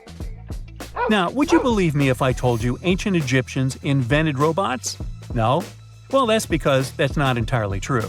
Sure, they were astronomers, mathematicians, and engineers, and somehow they also squeezed an eccentric invention into that package. An automated deity some scientists called Hathor. This wooden statue had been in the Metropolitan Museum of Art for years before someone noticed its secret. With the help of an X-ray machine, specialists discovered a mechanical operating system inside it. The pulley-like axis goes from the statue's shoulder to her left leg. When the system rotates, the statue raises and lowers her hand. Hey, pick me! Pick me! I got my hand up here. Summers in the Middle East get so hot that they change the landscape dramatically and make entire cities resurface from the past. That's what happened in 2018 when the city built by a mysterious empire on the Tigris River was finally released from its water trap. Archaeologists rushed to the location as they didn't want to miss a rare chance to excavate the site and learn more about the history of the place. They believe they've found the Bronze Age city Zakiku, founded over 3,000 years ago and fully submerged in the 1980s when a dam was built in its place. It used to be a busy hub for the Mitanni Empire for caravans on the popular trade route. It had water, which is a rarity in the area, and it was a guarantee for success. We know very little about the once powerful empire, as scientists haven't found any written chronicles in the excavated sites. That's why the archaeologists were thrilled to find an entire palace for the local ruler. Several years later, when the area became free from the water again, they found some fortifications to protect the city from foes. The highlight of their expedition was finding a huge public storehouse for trade goods and harvests, piles of wheat and barley, and imported metal and wood. Bread was the staple food for the locals, and they also loved big pots of vegetable soups and stews for lunch. Each household kept sheep, goats, cows, and pigs, so they had a steady source of milk and meat for special occasions. All the constructions found so far were built from bricks molded from mud. The walls that were underwater for over 40 years are so well preserved as if they went down yesterday. The royal palace stands out as it's larger than the other constructions, has thicker walls, and even pavements made of baked mud bricks that were sealed to be waterproof. The local king must have been in good relations with the emperor of the larger empire, of which Akiku was dependent. Traders who lived in the city collected wooden beams and took them to storehouses. The beams arrived down the Tigris River from the forests in the mountains in the north and east of Mesopotamia. Merchants came here to sell their goods and then crossed the Tigris on their way to the borderlands. Zakiku was thriving as a center of commerce for about 6 centuries until it was hit by a massive earthquake in 1350. Archaeologists found 5 ceramic vessels holding over 100 clay tablets made close after the earthquake. It's almost a miracle that small tablets of unfired clay managed to survive underwater for decades. People who created those must have carved notes on clay while it was still wet. They wrote about anything, from newly stored harvests to notes for other kingdoms. Then they would let the message dry in the sun. Scribes even had to learn a different language so that everyone outside the city could read it. Scientists believe the tablets they found used to be part of a private archive. They hope to decipher the notes to learn more about the history of Zakiku and the whole empire after the terrible earthquake. The damage to the buildings was so enormous that it was impossible to restore Zakiku to its former glory, and if there had been any survivors, they must have left the city. Several decades later, the Assyrians, who also lived in Mesopotamia, settled here. They built their houses on the ruins of the abandoned city and used whatever structures they could find from the previous residents as outer walls. But they stayed here only for 50 years, then decided to build a new capital on more fertile soil to make some good cash from agriculture. Archaeologists working in Zakiku had to halt excavations when the water levels went back up and covered the city. They sealed the ruins in tight-fitting plastic sheets and put stones and gravel on top. They hope it will help protect the priceless site from water erosion and prevent it from disappearing again. They realize how important water from the dam is for the region, but if it recedes again, they say they'll definitely continue the excavations. There was a bustling community in today's Taklamakan Desert in China around 1,600 years ago. It lived along the Nile River, which ran through the desert for miles and got its water from the melting snow in the mountains.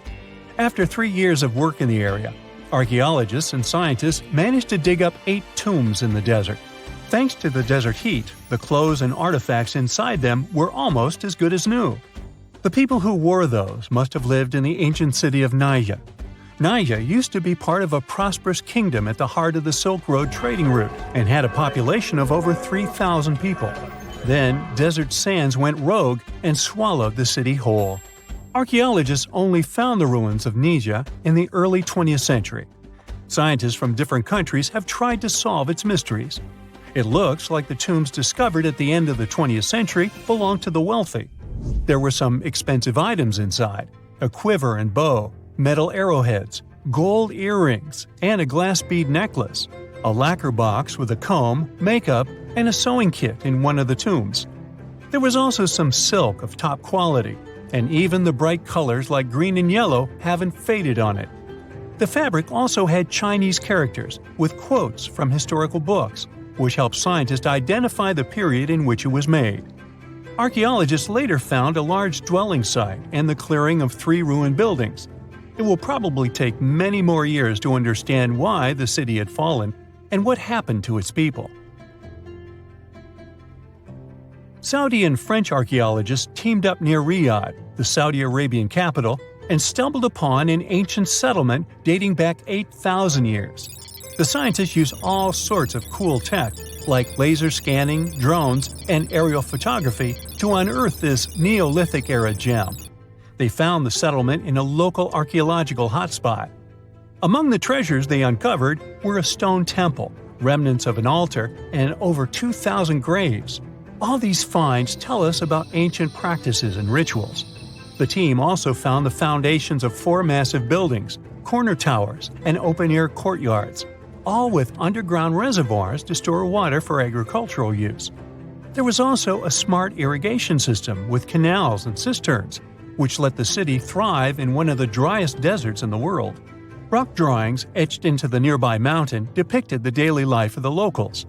The excavations have been going on in the area for over 40 years, and scientists still keep finding new artifacts to answer more of their questions. Fishers have stumbled upon ancient bones, tools, and artifacts that are 9,000 years old on the North Sea floor. British and Dutch archaeologists and paleontologists rushed to see the finds as they were hoping it could be evidence of the submerged Doggerland. And they weren't disappointed. There were even perfect sets of footprints left by Mesolithic people who lived here. 12,000 years ago, during the last major ice age, the British Isles weren't islands at all. There was a landmass made of many hills, marshlands, and dense forests that connected them to the European continent. That landmass was Doggerland, where a prehistoric hunter-gatherer society lived and thrived. But then, the sea level started going up at the speed of 3 to 6 feet a century as glaciers were slowly but surely melting. The locals had to move to areas that today belong to England and the Netherlands. Experts decided to learn more about the history of Doggerland, using data from oil companies working in the North Sea. So far, they've created digital models of what the area of 18,000 square miles might have looked like before it vanished beneath the waves. They still need to analyze samples of ancient insects and plants and the DNA of animals to get a full picture. When you hear the word mummy, you might get a chill down your spine. That's because most of us associate this word with those creepy characters we've seen in some scary movies.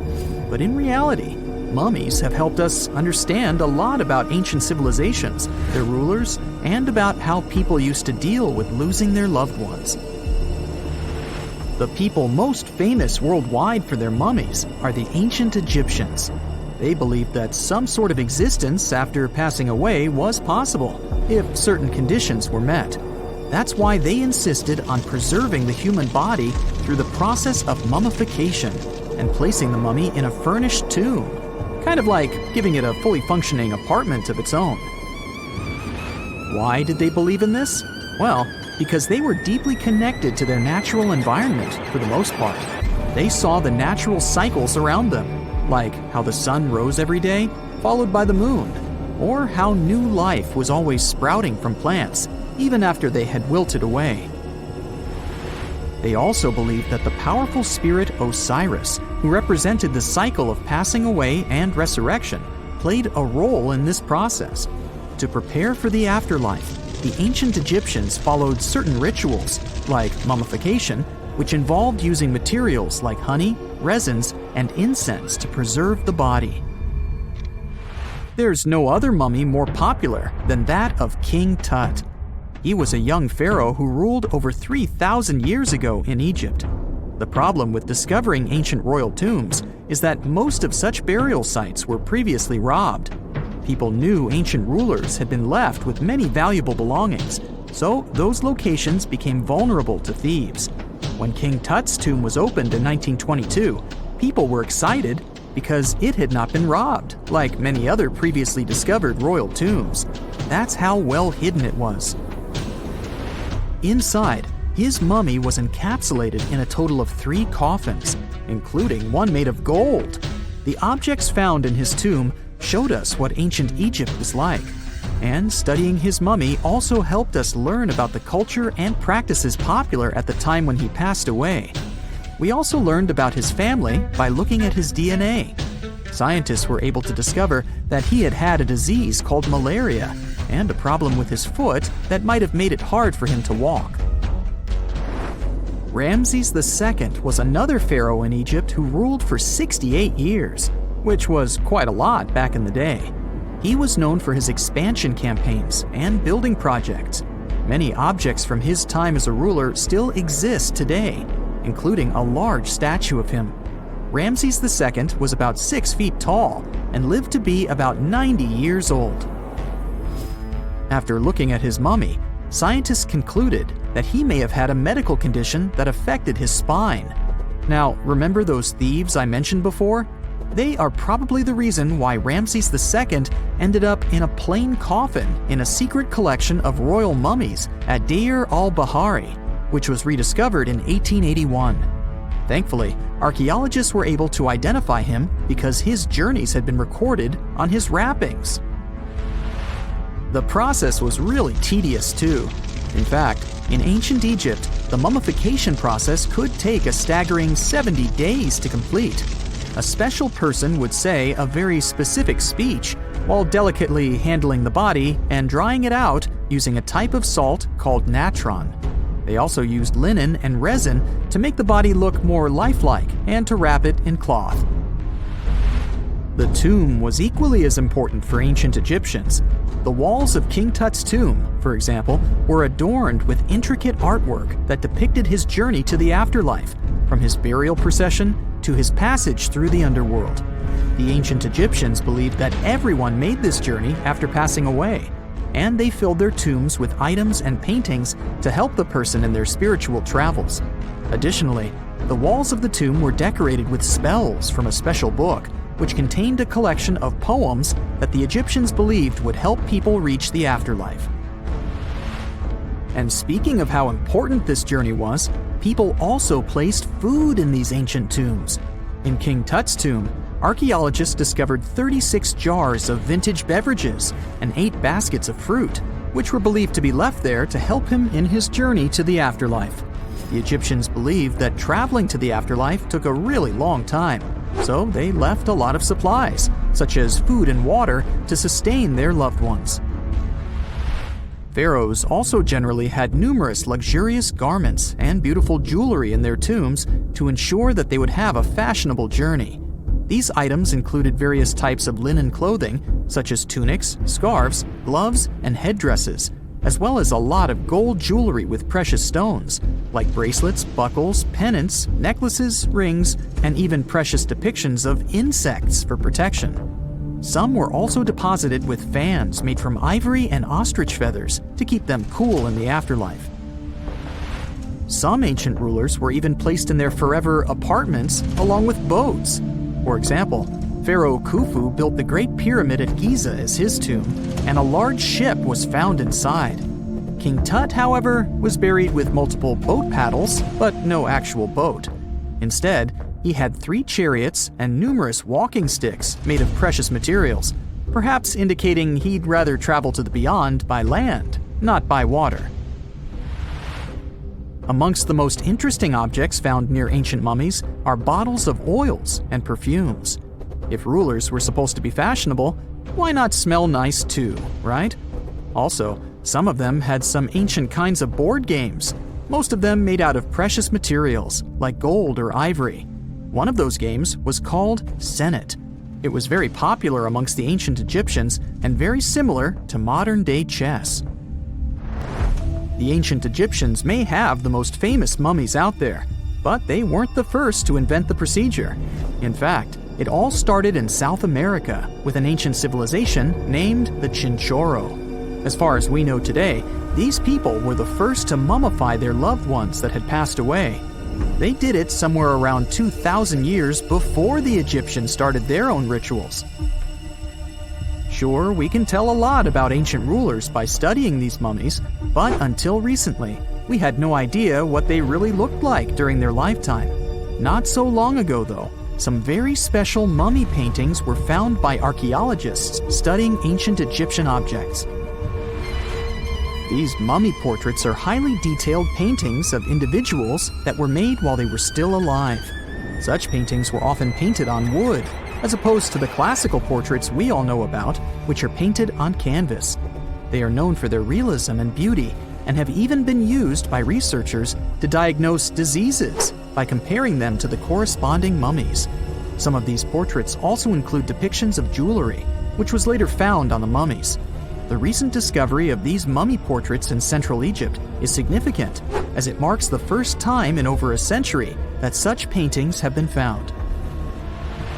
Mummies appeared all around the world naturally, too.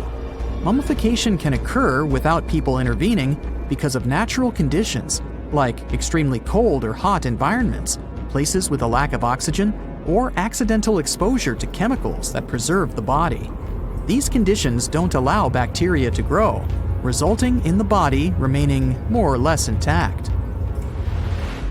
Famous Otzi was one of these mummies. We know today he was a man who lived around 5,000 years ago in Europe. But upon his discovery in the Alps in 1991, Austrian authorities initially believed that he was a modern mountaineer because of how well preserved the body was. However, after the Iceman was removed from the glacier, it was determined that he was actually from the Copper Age. Whenever you hear about ancient ruins, you almost never picture them being suspended somewhere, or just randomly hanging on the branch of a tree, right? In fact, for most of the ancient artifacts we have exposed in museums all over the world, archaeologists did quite an impressive amount of digging. You see, buildings have this funny way of fading away over time if not properly taken care of. Sometimes we need to reuse some building materials, so an older construction may be sacrificed in the process. Other times houses are abandoned, and once they are exposed to the elements on the surface, like rain or sunlight, they don't really stand a chance. Some just simply crumble away due to good old erosion. So the only way a piece of architecture can survive the test of time is if it's somehow gotten buried deep down. Now, how did they end up buried in the first place? Well, it's quite the comedy of errors. Ancient cities had a habit of gradually raising their ground level like a kid adding toppings to their ice cream sundae. You see, these settlements were always busy collecting food and building materials to keep up with their ever-growing population. But hey, who has time to deal with waste and rubbish? It wasn't exactly high on their to-do list back in the day. So when it came to building new houses, ancient civilizations found it much easier to save their sweat and tears by piling up the rubble and constructing right on top. But that's not all. Rivers would also occasionally flood and deposit a layer of sediment on the city floors, further encapsulating those ancient constructions. And in those dry regions like the desert, where the wind likes to show off its sand and dust dance moves, you can bet it was a constant struggle to keep the establishments clean. One hilarious example is the Sphinx, which had its head buried in sand until a group of archaeologists unearthed it in 1817. Some ancient towns eventually got covered up because they were completely abandoned. With less human activity to control their expansion, plant seeds couldn't resist the opportunity and sprouted all over the place. They gobbled up carbon dioxide from the air and grew, adding more and more bulk to the ground. Those cheeky roots even decided to stabilize the soil made from decaying plant matter, creating layers upon layers of earthy goodness. It's like the ultimate DIY project Mother Nature embarked on, with plants as her loyal helpers. The act of digging into the secrets of ancient civilizations is not just about unearthing a lost world. It's also an epic quest to reveal the hidden treasures beneath layers of history. But how do archaeologists know where to dig in the first place? If everything is covered in layers upon layers of sediments, debris, and plant roots, they must have some sort of system they rely on before embarking on a new project, right? For starters, they're not always the ones suggesting an archaeological dig in a certain location. Let me explain. Let's say you're a contractor and you want to build a new fancy apartment complex in your city. Some local legislations have certain requirements before your project can start, though. For instance, before anyone starts building on a piece of land, they might need to bring in specialists to check the soil. These clever folks can be archaeologists, geologists, or paleontologists, and they need to keep an eye on things during development. If any artifacts or ecofacts, fancy word for organic remnants, are discovered, these experts swoop in to excavate and study them. But what about sites that have nothing to do with bulldozers and yellow hats? Archaeologists have more than one trick up their sleeves when it comes to locating ancient hotspots. They dive deep into historic records with a healthy dose of detective work. By sniffing out old documents and maps, they can piece together the puzzle of human activity in a specific area. If a site has been visited before, it's even better. Finding records of past excavations or historical accounts can give archaeologists lots of information on where to continue their treasure hunt. Before archaeologists start swinging their shovels, they engage in a bit of a visual scan mission. Armed with a grid system, they'll stroll around the site, keeping their eyes peeled for any artifacts that might be hiding just beneath the Earth's upper layer. From groundstone tools to historic glass and even ancient garbage dumps, yes, they're also valuable. These keen-eyed explorers can spot signs of human activity faster than most people. If they stumble upon midden soil, fancy term for a garbage dump, they know for sure that humans once called this place home. Archaeologists don't just rely on their trusty shovels, though. They have an arsenal of gadgets to aid in their search for hidden wonders. Geophysical tools are like their secret weapons. Take the resistivity meter, for example. This clever contraption measures the electrical component of the soil and any buried features or artifacts. A buried wall, for instance, will create a different resistivity reading than the surrounding soil. Magnetometers and ground-penetrating radar work in similar ways, showcasing potential hints of ancient treasures in the soil. And who could forget our trusty old friend, the GPS? It helps archaeologists map out precise locations, like a high-tech treasure map, leading them straight to their pot of gold. Care to virtually visit some of the most important archaeological sites in the world? Well, follow me. In the United Kingdom, for instance, you'll find this interesting place called Stonehenge.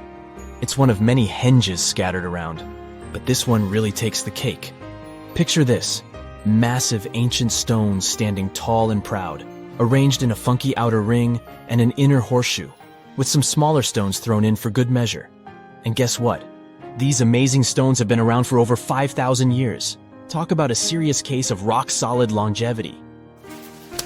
Now, here's where it gets interesting. According to local folklore, the legendary wizard Merlin whipped out his magic wand and poof! He teleported these massive stones all the way from Ireland.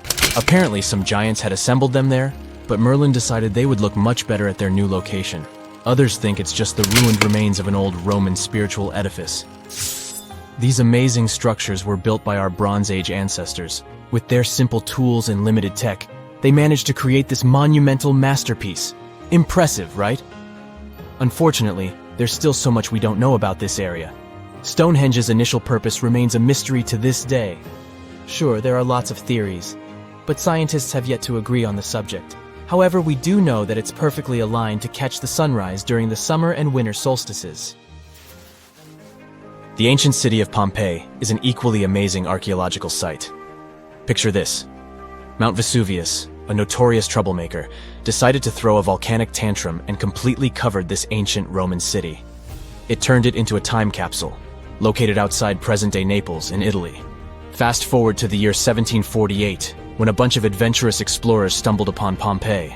Lo and behold, they discovered a treasure trove of well-preserved goodies: streets, houses, food. Probably a bit stale by then. Blingy jewelry, fancy sculptures, colorful frescoes, everyday household items, and even animal and human remains.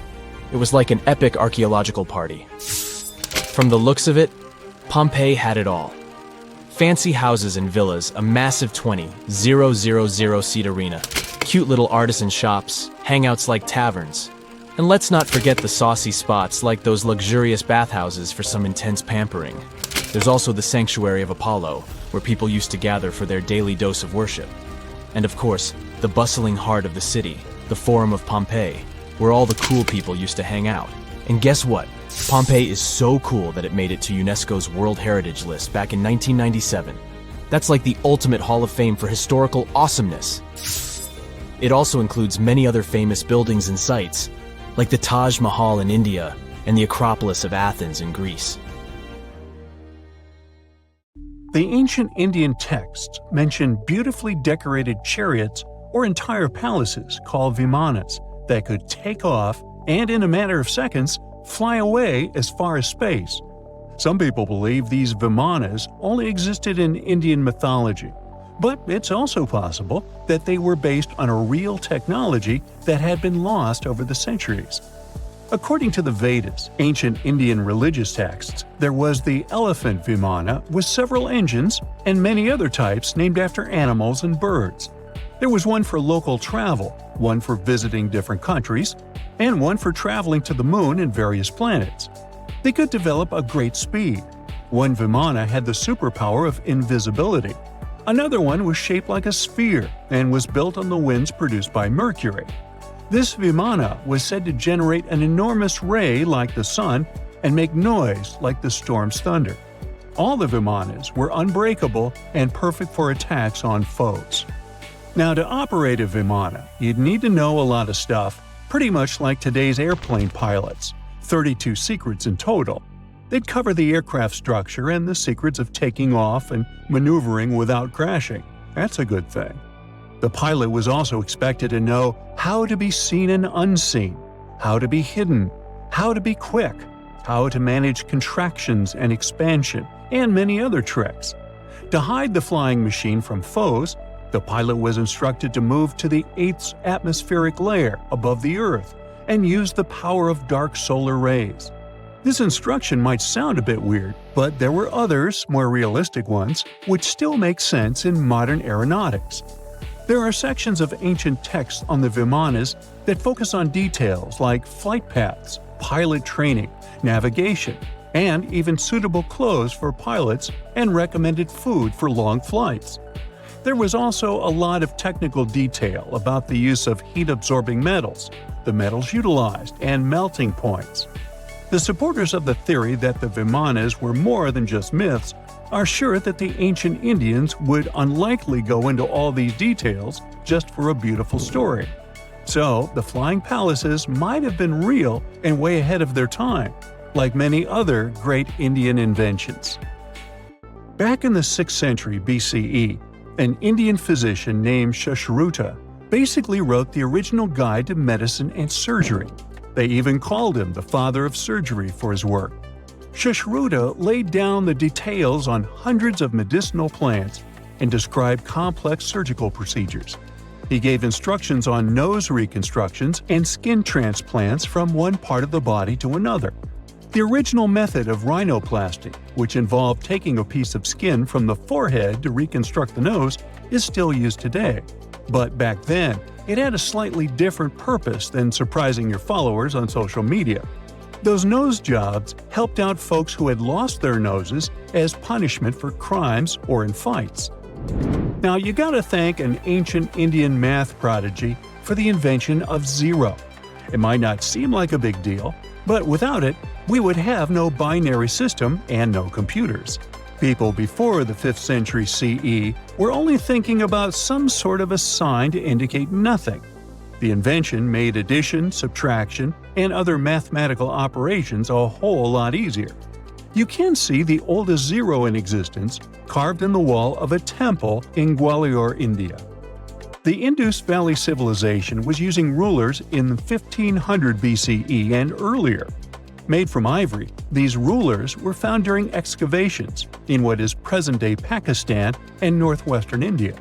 They were widely used in architecture with amazing accuracy. They had units corresponding to slightly over 1 inch that were marked with precise subdivisions within 5/1000ths of an inch. The next invention is more of a concept than a physical item. Standardization is all about setting the rules based on a bunch of people, things, or interests. One of its cool applications that we've all gotten used to is standard weights. Whether you're using pounds or kilograms, you need these universal measurements for weight, right?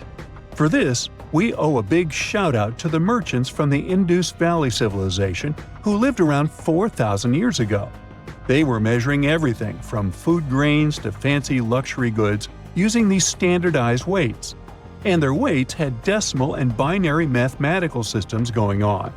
They didn't have high-tech gear, but they pulled off some serious precision using complex calculations and even sand for construction. Their art of standardization made its way to Persia and Central Asia, basically becoming the global weight-watching standard. So if yoga is your go-to exercise, you definitely have a personal reason to appreciate the ancient Indian geniuses. Over 5,000 years ago, during the rule of the Indus-Sarasvati civilization in northern India, yoga was first mentioned in the Vedas. Yoga was refined and shaped over the centuries until it grew into a massive teaching with over 200 sacred writings dedicated to this way of obtaining enlightenment. At the beginning of the current era, yoga got a new trajectory thanks to a Hindu writer who laid down a system of yoga in his text, the Yoga Sutras. It became a whole-body rejuvenation, a life-extending practice with poses that you are still doing on the mat today. Yoga has reached the Western world only in the 19th century, and it caught on like wildfire. Chess, the all-time top game for intellectuals, is also an Indian invention. Its ancestor was called Chaturanga, and it was a strategic board game that started gaining popularity around 3,000 years before the current era. This early Indian version of chess was played by 4 people, not 2, and had 64 squares. Each player had 8 pieces, ranging from pawns to kings, bishops to knights, and there was no standard 6-faced dice. They rolled with an oblong one. Players facing off were actually allies, forming 2 teams based on the direction they sat. Chess, that we know and love today, was first mentioned in ancient Indian literature in a legend. It said that the wife of a villain called Ravana had invented the game to amuse him. Now, the word shampoo comes from the Hindi word, which means to soothe or knead. The substance was invented in India in 1762 and was originally used for head massages, hence the name. The first shampoo was made of natural oils and herbs. British traders fell in love with the idea and brought it back with them to England. It took years for the original head massage oil to evolve into shampoo as we know it today, but it's still an Indian invention. Unlike the ancient Greeks, who wore animal skins, the Indians started cultivating cotton back in the 5th and 4th centuries before the current era. They used cotton threads to produce fabrics that soon became a huge hit in the Mediterranean and beyond. Jute and wool also have their origins in India. Cashmere, the finest and most exclusive type of wool, actually comes from the Kashmir region of India. Buttons that sit proudly on that cashmere cardigan of yours also have ancient Indian origins. Some 5,000 years ago, the Indus Valley civilization started cutting seashells into geometric shapes with tiny holes in them. First, they were just decorations, but then people started using them to fasten clothes.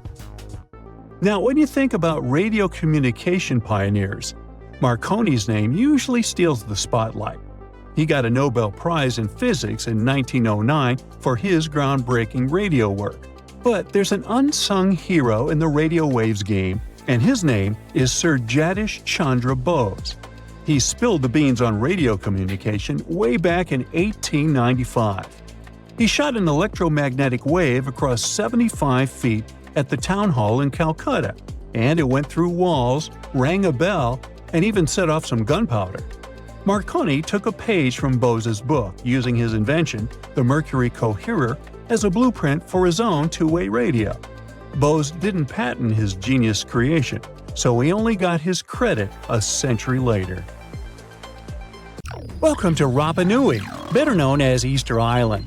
It's a tiny speck in the vast Pacific Ocean, 2,200 miles away from the coast of Chile. This island is most famous for its eerie moai statues. This place is also home to one of the most mysterious writing systems in the world, called Ronga Ronga. We found it on 27 small wooden tablets. For years, historians have been arguing about the true history of these tablets, and now we might have found the truth. Humans first set foot on this island in the 12th century. For many years, it was home to the Rapa Nui people. They were pretty isolated out there in the Pacific Ocean until Europeans arrived in the 1720s. Europeans brought with them lots of troubles, leaving only a small fraction of the native population alive. Later in the 19th century, a missionary, Eugene Iro, went to the island and discovered the wooden tablets with intricate symbols carved on them. He wrote how marvelous they are, but there are hundreds of them on the island, and that they can be found in every household. But unfortunately, not all of them survive to this day. We've only got 27 of them. Some of them were heavily weathered, burned, or otherwise damaged, and now they're scattered all over the world in museums and private collections. Some of the language's artifacts were carted off to Tahiti and then to Europe by Europeans, leaving none behind on Easter Island itself. The 4 sacred tablets found their home in a congregation in Rome. They were the ones used in the recent discovery. For years, historians have been arguing whether this writing system was made up by the islanders themselves or they borrowed it from Europeans. To find the truth, they decided to use a technique called radiocarbon dating. All organic materials like wood, charcoal, and so on contain a tiny amount of a radioactive form of carbon called carbon-14. When life comes to an end, things stop taking in carbon-14, and the amount they had starts to decay over time. By measuring how much carbon-14 is left in a sample, we can assume how old this sample is. This is how we learn the age of many fossils and artifacts. So, they looked at the age of some Ronga-Ronga tablets. 3 of them were crafted from trees grown in the 18th or 19th century, which aligns with the arrival of Europeans. However, one of them is older than the Europeans' first visit to the island. There are 2 reasons to believe that Rapa Nui people created this writing system themselves. First, Ronga-Ronga works differently from European languages. Decoding it is a pretty hard task. Unlike English, this language boasts over 400 unique glyphs, none of which resemble any known writing system. There were many attempts to decipher this language, and none of them were successful so far. And second, one of the tablets is shown to be from around the 15th century, before the Europeans arrived. The problem is that radiocarbon dating can only tell us when the wood the tablet was made from was cut down, not when the writing was put on it. And since we've only got one tablet to go by, this isn't enough to be completely sure. On the other hand, why and where would they preserve cut wood for over 200 years just to grab it and write something on it one day? But anthropologists and historians say that it's possible. Scarce wood resources might have led the islanders to reuse old driftwood, which could be centuries older than the writing itself. This is known as the old wood problem in archaeology. Plus, the tablet looks very preserved. It was maintained to protect it from wood-damaging insects, humidity, and so on. That's why it survived over the centuries. Whatever is written on it, it was probably important for the Rapa Nui people. Now, all of these are guesses and clues, but scientists are cautiously optimistic. They believe that Ronga-Ronga could be one of the rare instances of independent writing invention, like those of the Sumerians or the Egyptians. But we need more evidence. In the Rapa Nui language, rogo-rogo means to recite or to declaim. Not everyone could write, only a select few.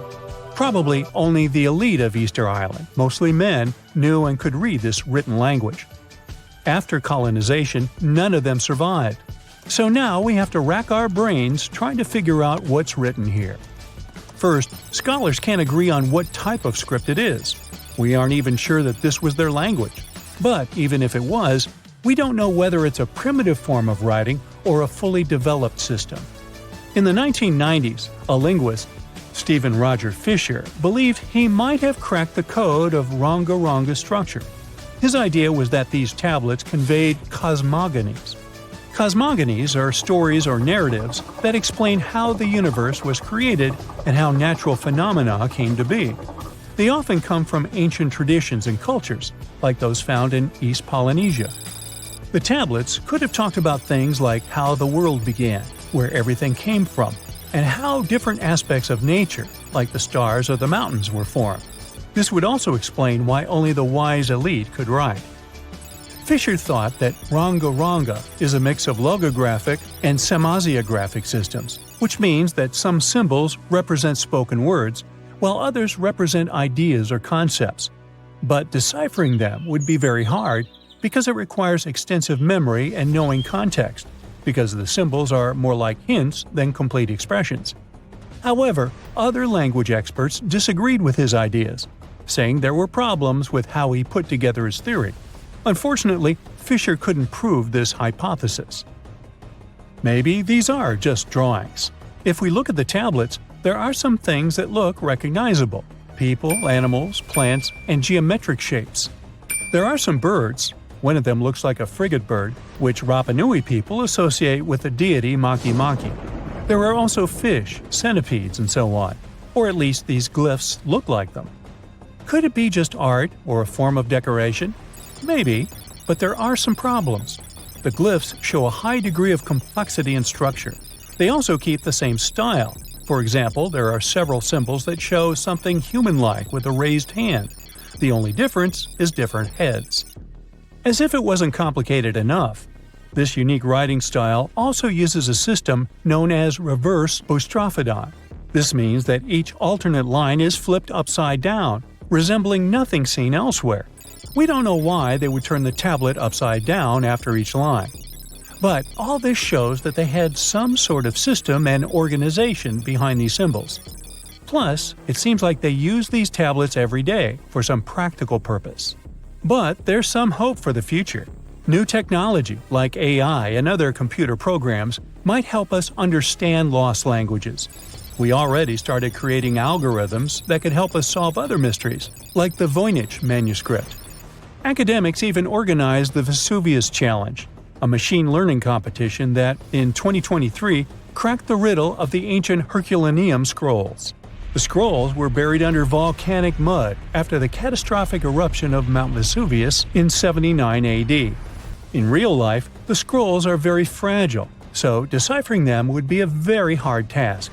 But with digital scanning and machine learning, it's much easier. They have a rich history. They most likely belong to the personal library of an Epicurean philosopher named Philodemus. These scrolls contain very important insights into Greek philosophy and Latin literature. If we decipher more of them, we'll learn more about the rich history of the Roman Empire. At some point in its long and very interesting history, our dear planet Earth was sort of snoozing, just doing its planetary thing, spinning around the sun. And then, bam! Life starts getting fancy. Plants and animals start strutting their stuff, showing off their complexity. Fast forward a bit, about 65 million years ago to be exact, and a cosmic disaster strikes, or at least that's what we presume. An asteroid probably smashed into Earth, wiping out the dinosaurs and other big animals. We can't pinpoint specifics about the asteroid, but we do know that it was extremely large and it crashed into our precious planet, creating a dusty mess that settled everywhere. You can still find remnants of that dust layer in sedimentary rocks today. If you dig beneath it, you'll uncover a whole bunch of fossils. These prehistoric creatures were living it up before the asteroid crashed the party. Think of it as the planet going on a cleaning spree, leaving a bunch of empty spaces waiting to be filled. And guess who took the opportunity? Mammals! These furry little critters were the ones to rise to fame. But why is it that this disaster became such a great opportunity for mammals? It's pretty simple, actually. With no big bullies around, they grew, multiplied, and had a population expanse. All kinds of mammals joined to fill in the blanks. Primates, rodents, basically, the whole furry gang. We're talking about placental mammals, marsupials, and even egg-laying mammals, adding some serious variety to the mix. We like to think of primates as our closest relatives here on Earth. What's their story? Well, around 63 million years ago, just a couple of million years after the dinosaurs' final dance, the primates decided it was time for a family reunion. They split into two groups, the dry-nosed primates, who became the cool monkeys and apes we know today, and the wet-nosed primates, who went off to become lemurs and aye-ayes, hey-hays. The fun didn't stop there. About 58 million years ago, the dry-nosed primates began their own little mission. One special guest called the tarsier, arrived on the scene, featuring big eyes that were perfect for late-night shenanigans.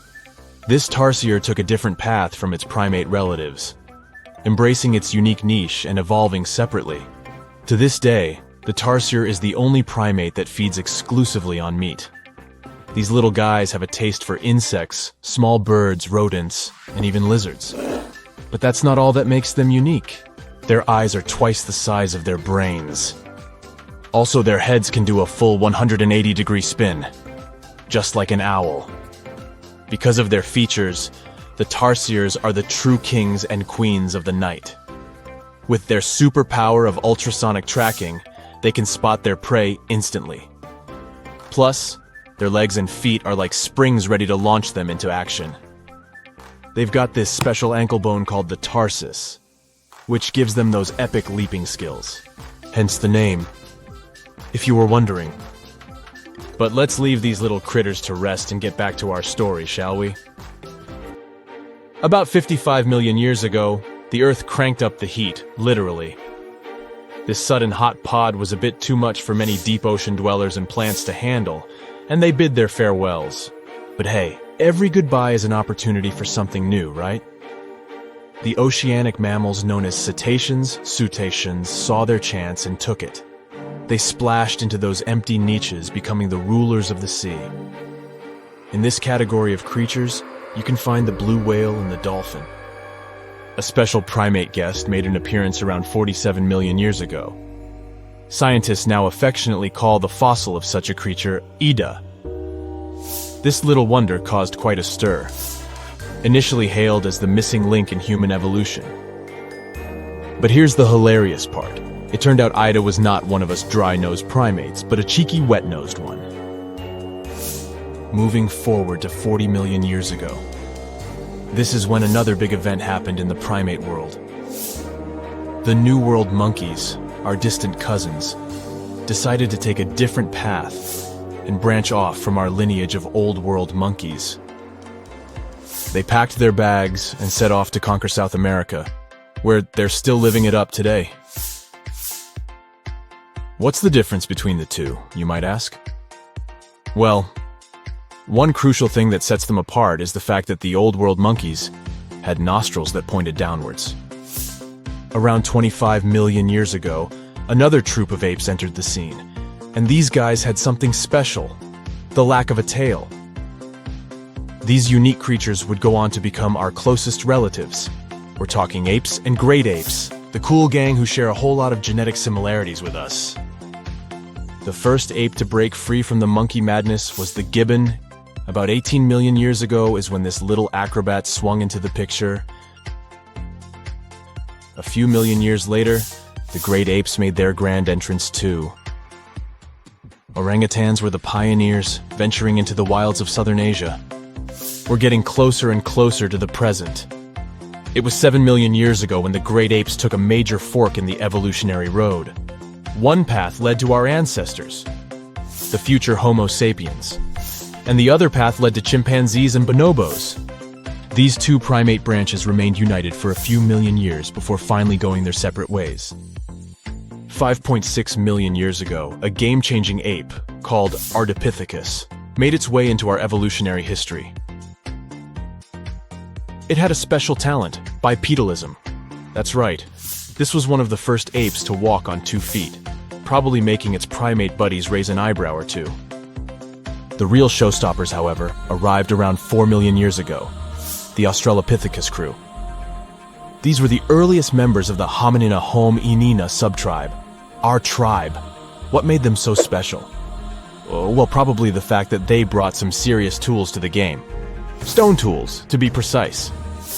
It seems that at some point in their evolution, these clever primates started using stones to make their lives easier. Now here comes a crucial turning point in our story. About 2 million years ago, our ancestors faced a food shortage. Survival of the fittest was the name of the game, and 2 strategies emerged. Group 1 went for stronger jaws, allowing them to chomp on tough foods like nuts. Group 2 had a different idea. They opted for weaker jaws, but bigger brains. They wanted access to a wider range of food options. Obviously, the bigger-brained group took the prize. And here's where our gang comes into play. Around 2.5 million years ago, a type of primate also known as handyman made its mark on history. These clever beings had larger brains and knew how to put those neurons to good use. About 1.9 million years ago, a new star emerged, Homo erectus. These creatures not only walked upright, but also had brains that were almost twice the size of the handyman's. They took the world by surprise, becoming the first of our direct ancestors to venture out of the African continent. They even knew how to tame fire. Approximately 700,000 years ago, the world witnessed a culinary revolution. The earliest evidence of cooking appeared. And around 500,000 years ago, our ancestors decided it was time to become a bit more fashionable, donning the first evidence of clothing. Our very own species came to be just 300,000 years ago. Told you we were late to the party. But the world was never the same after the appearance of Homo sapiens, the anatomically modern humans. Alongside our other relatives, we emerged, ready to conquer the world with our innovative minds and complex societies. The exact path of our evolution remains a bit of a mystery. But what we do know for sure is that Neanderthals joined the party around at some point too. As Homo sapiens flourished, so did our capacity for language. Modern speech is believed to have emerged almost hand in hand with our species. We started expressing ourselves, sharing stories, and shaping the world with our words. So, there you have it. It took 13.8 billion years of cosmic history for humans to make their entrance. Think about it. 99.998% of the time since the Big Bang, we weren't even around. Our species, Homo sapiens, is the toddler of the Earth's family, existing for just the tiniest fraction of the universe's timeline. Yet, in this blink of an eye, we've managed to unravel the entire story that led to our existence. The story won't end with us. It's an ongoing saga, still being written with every passing moment.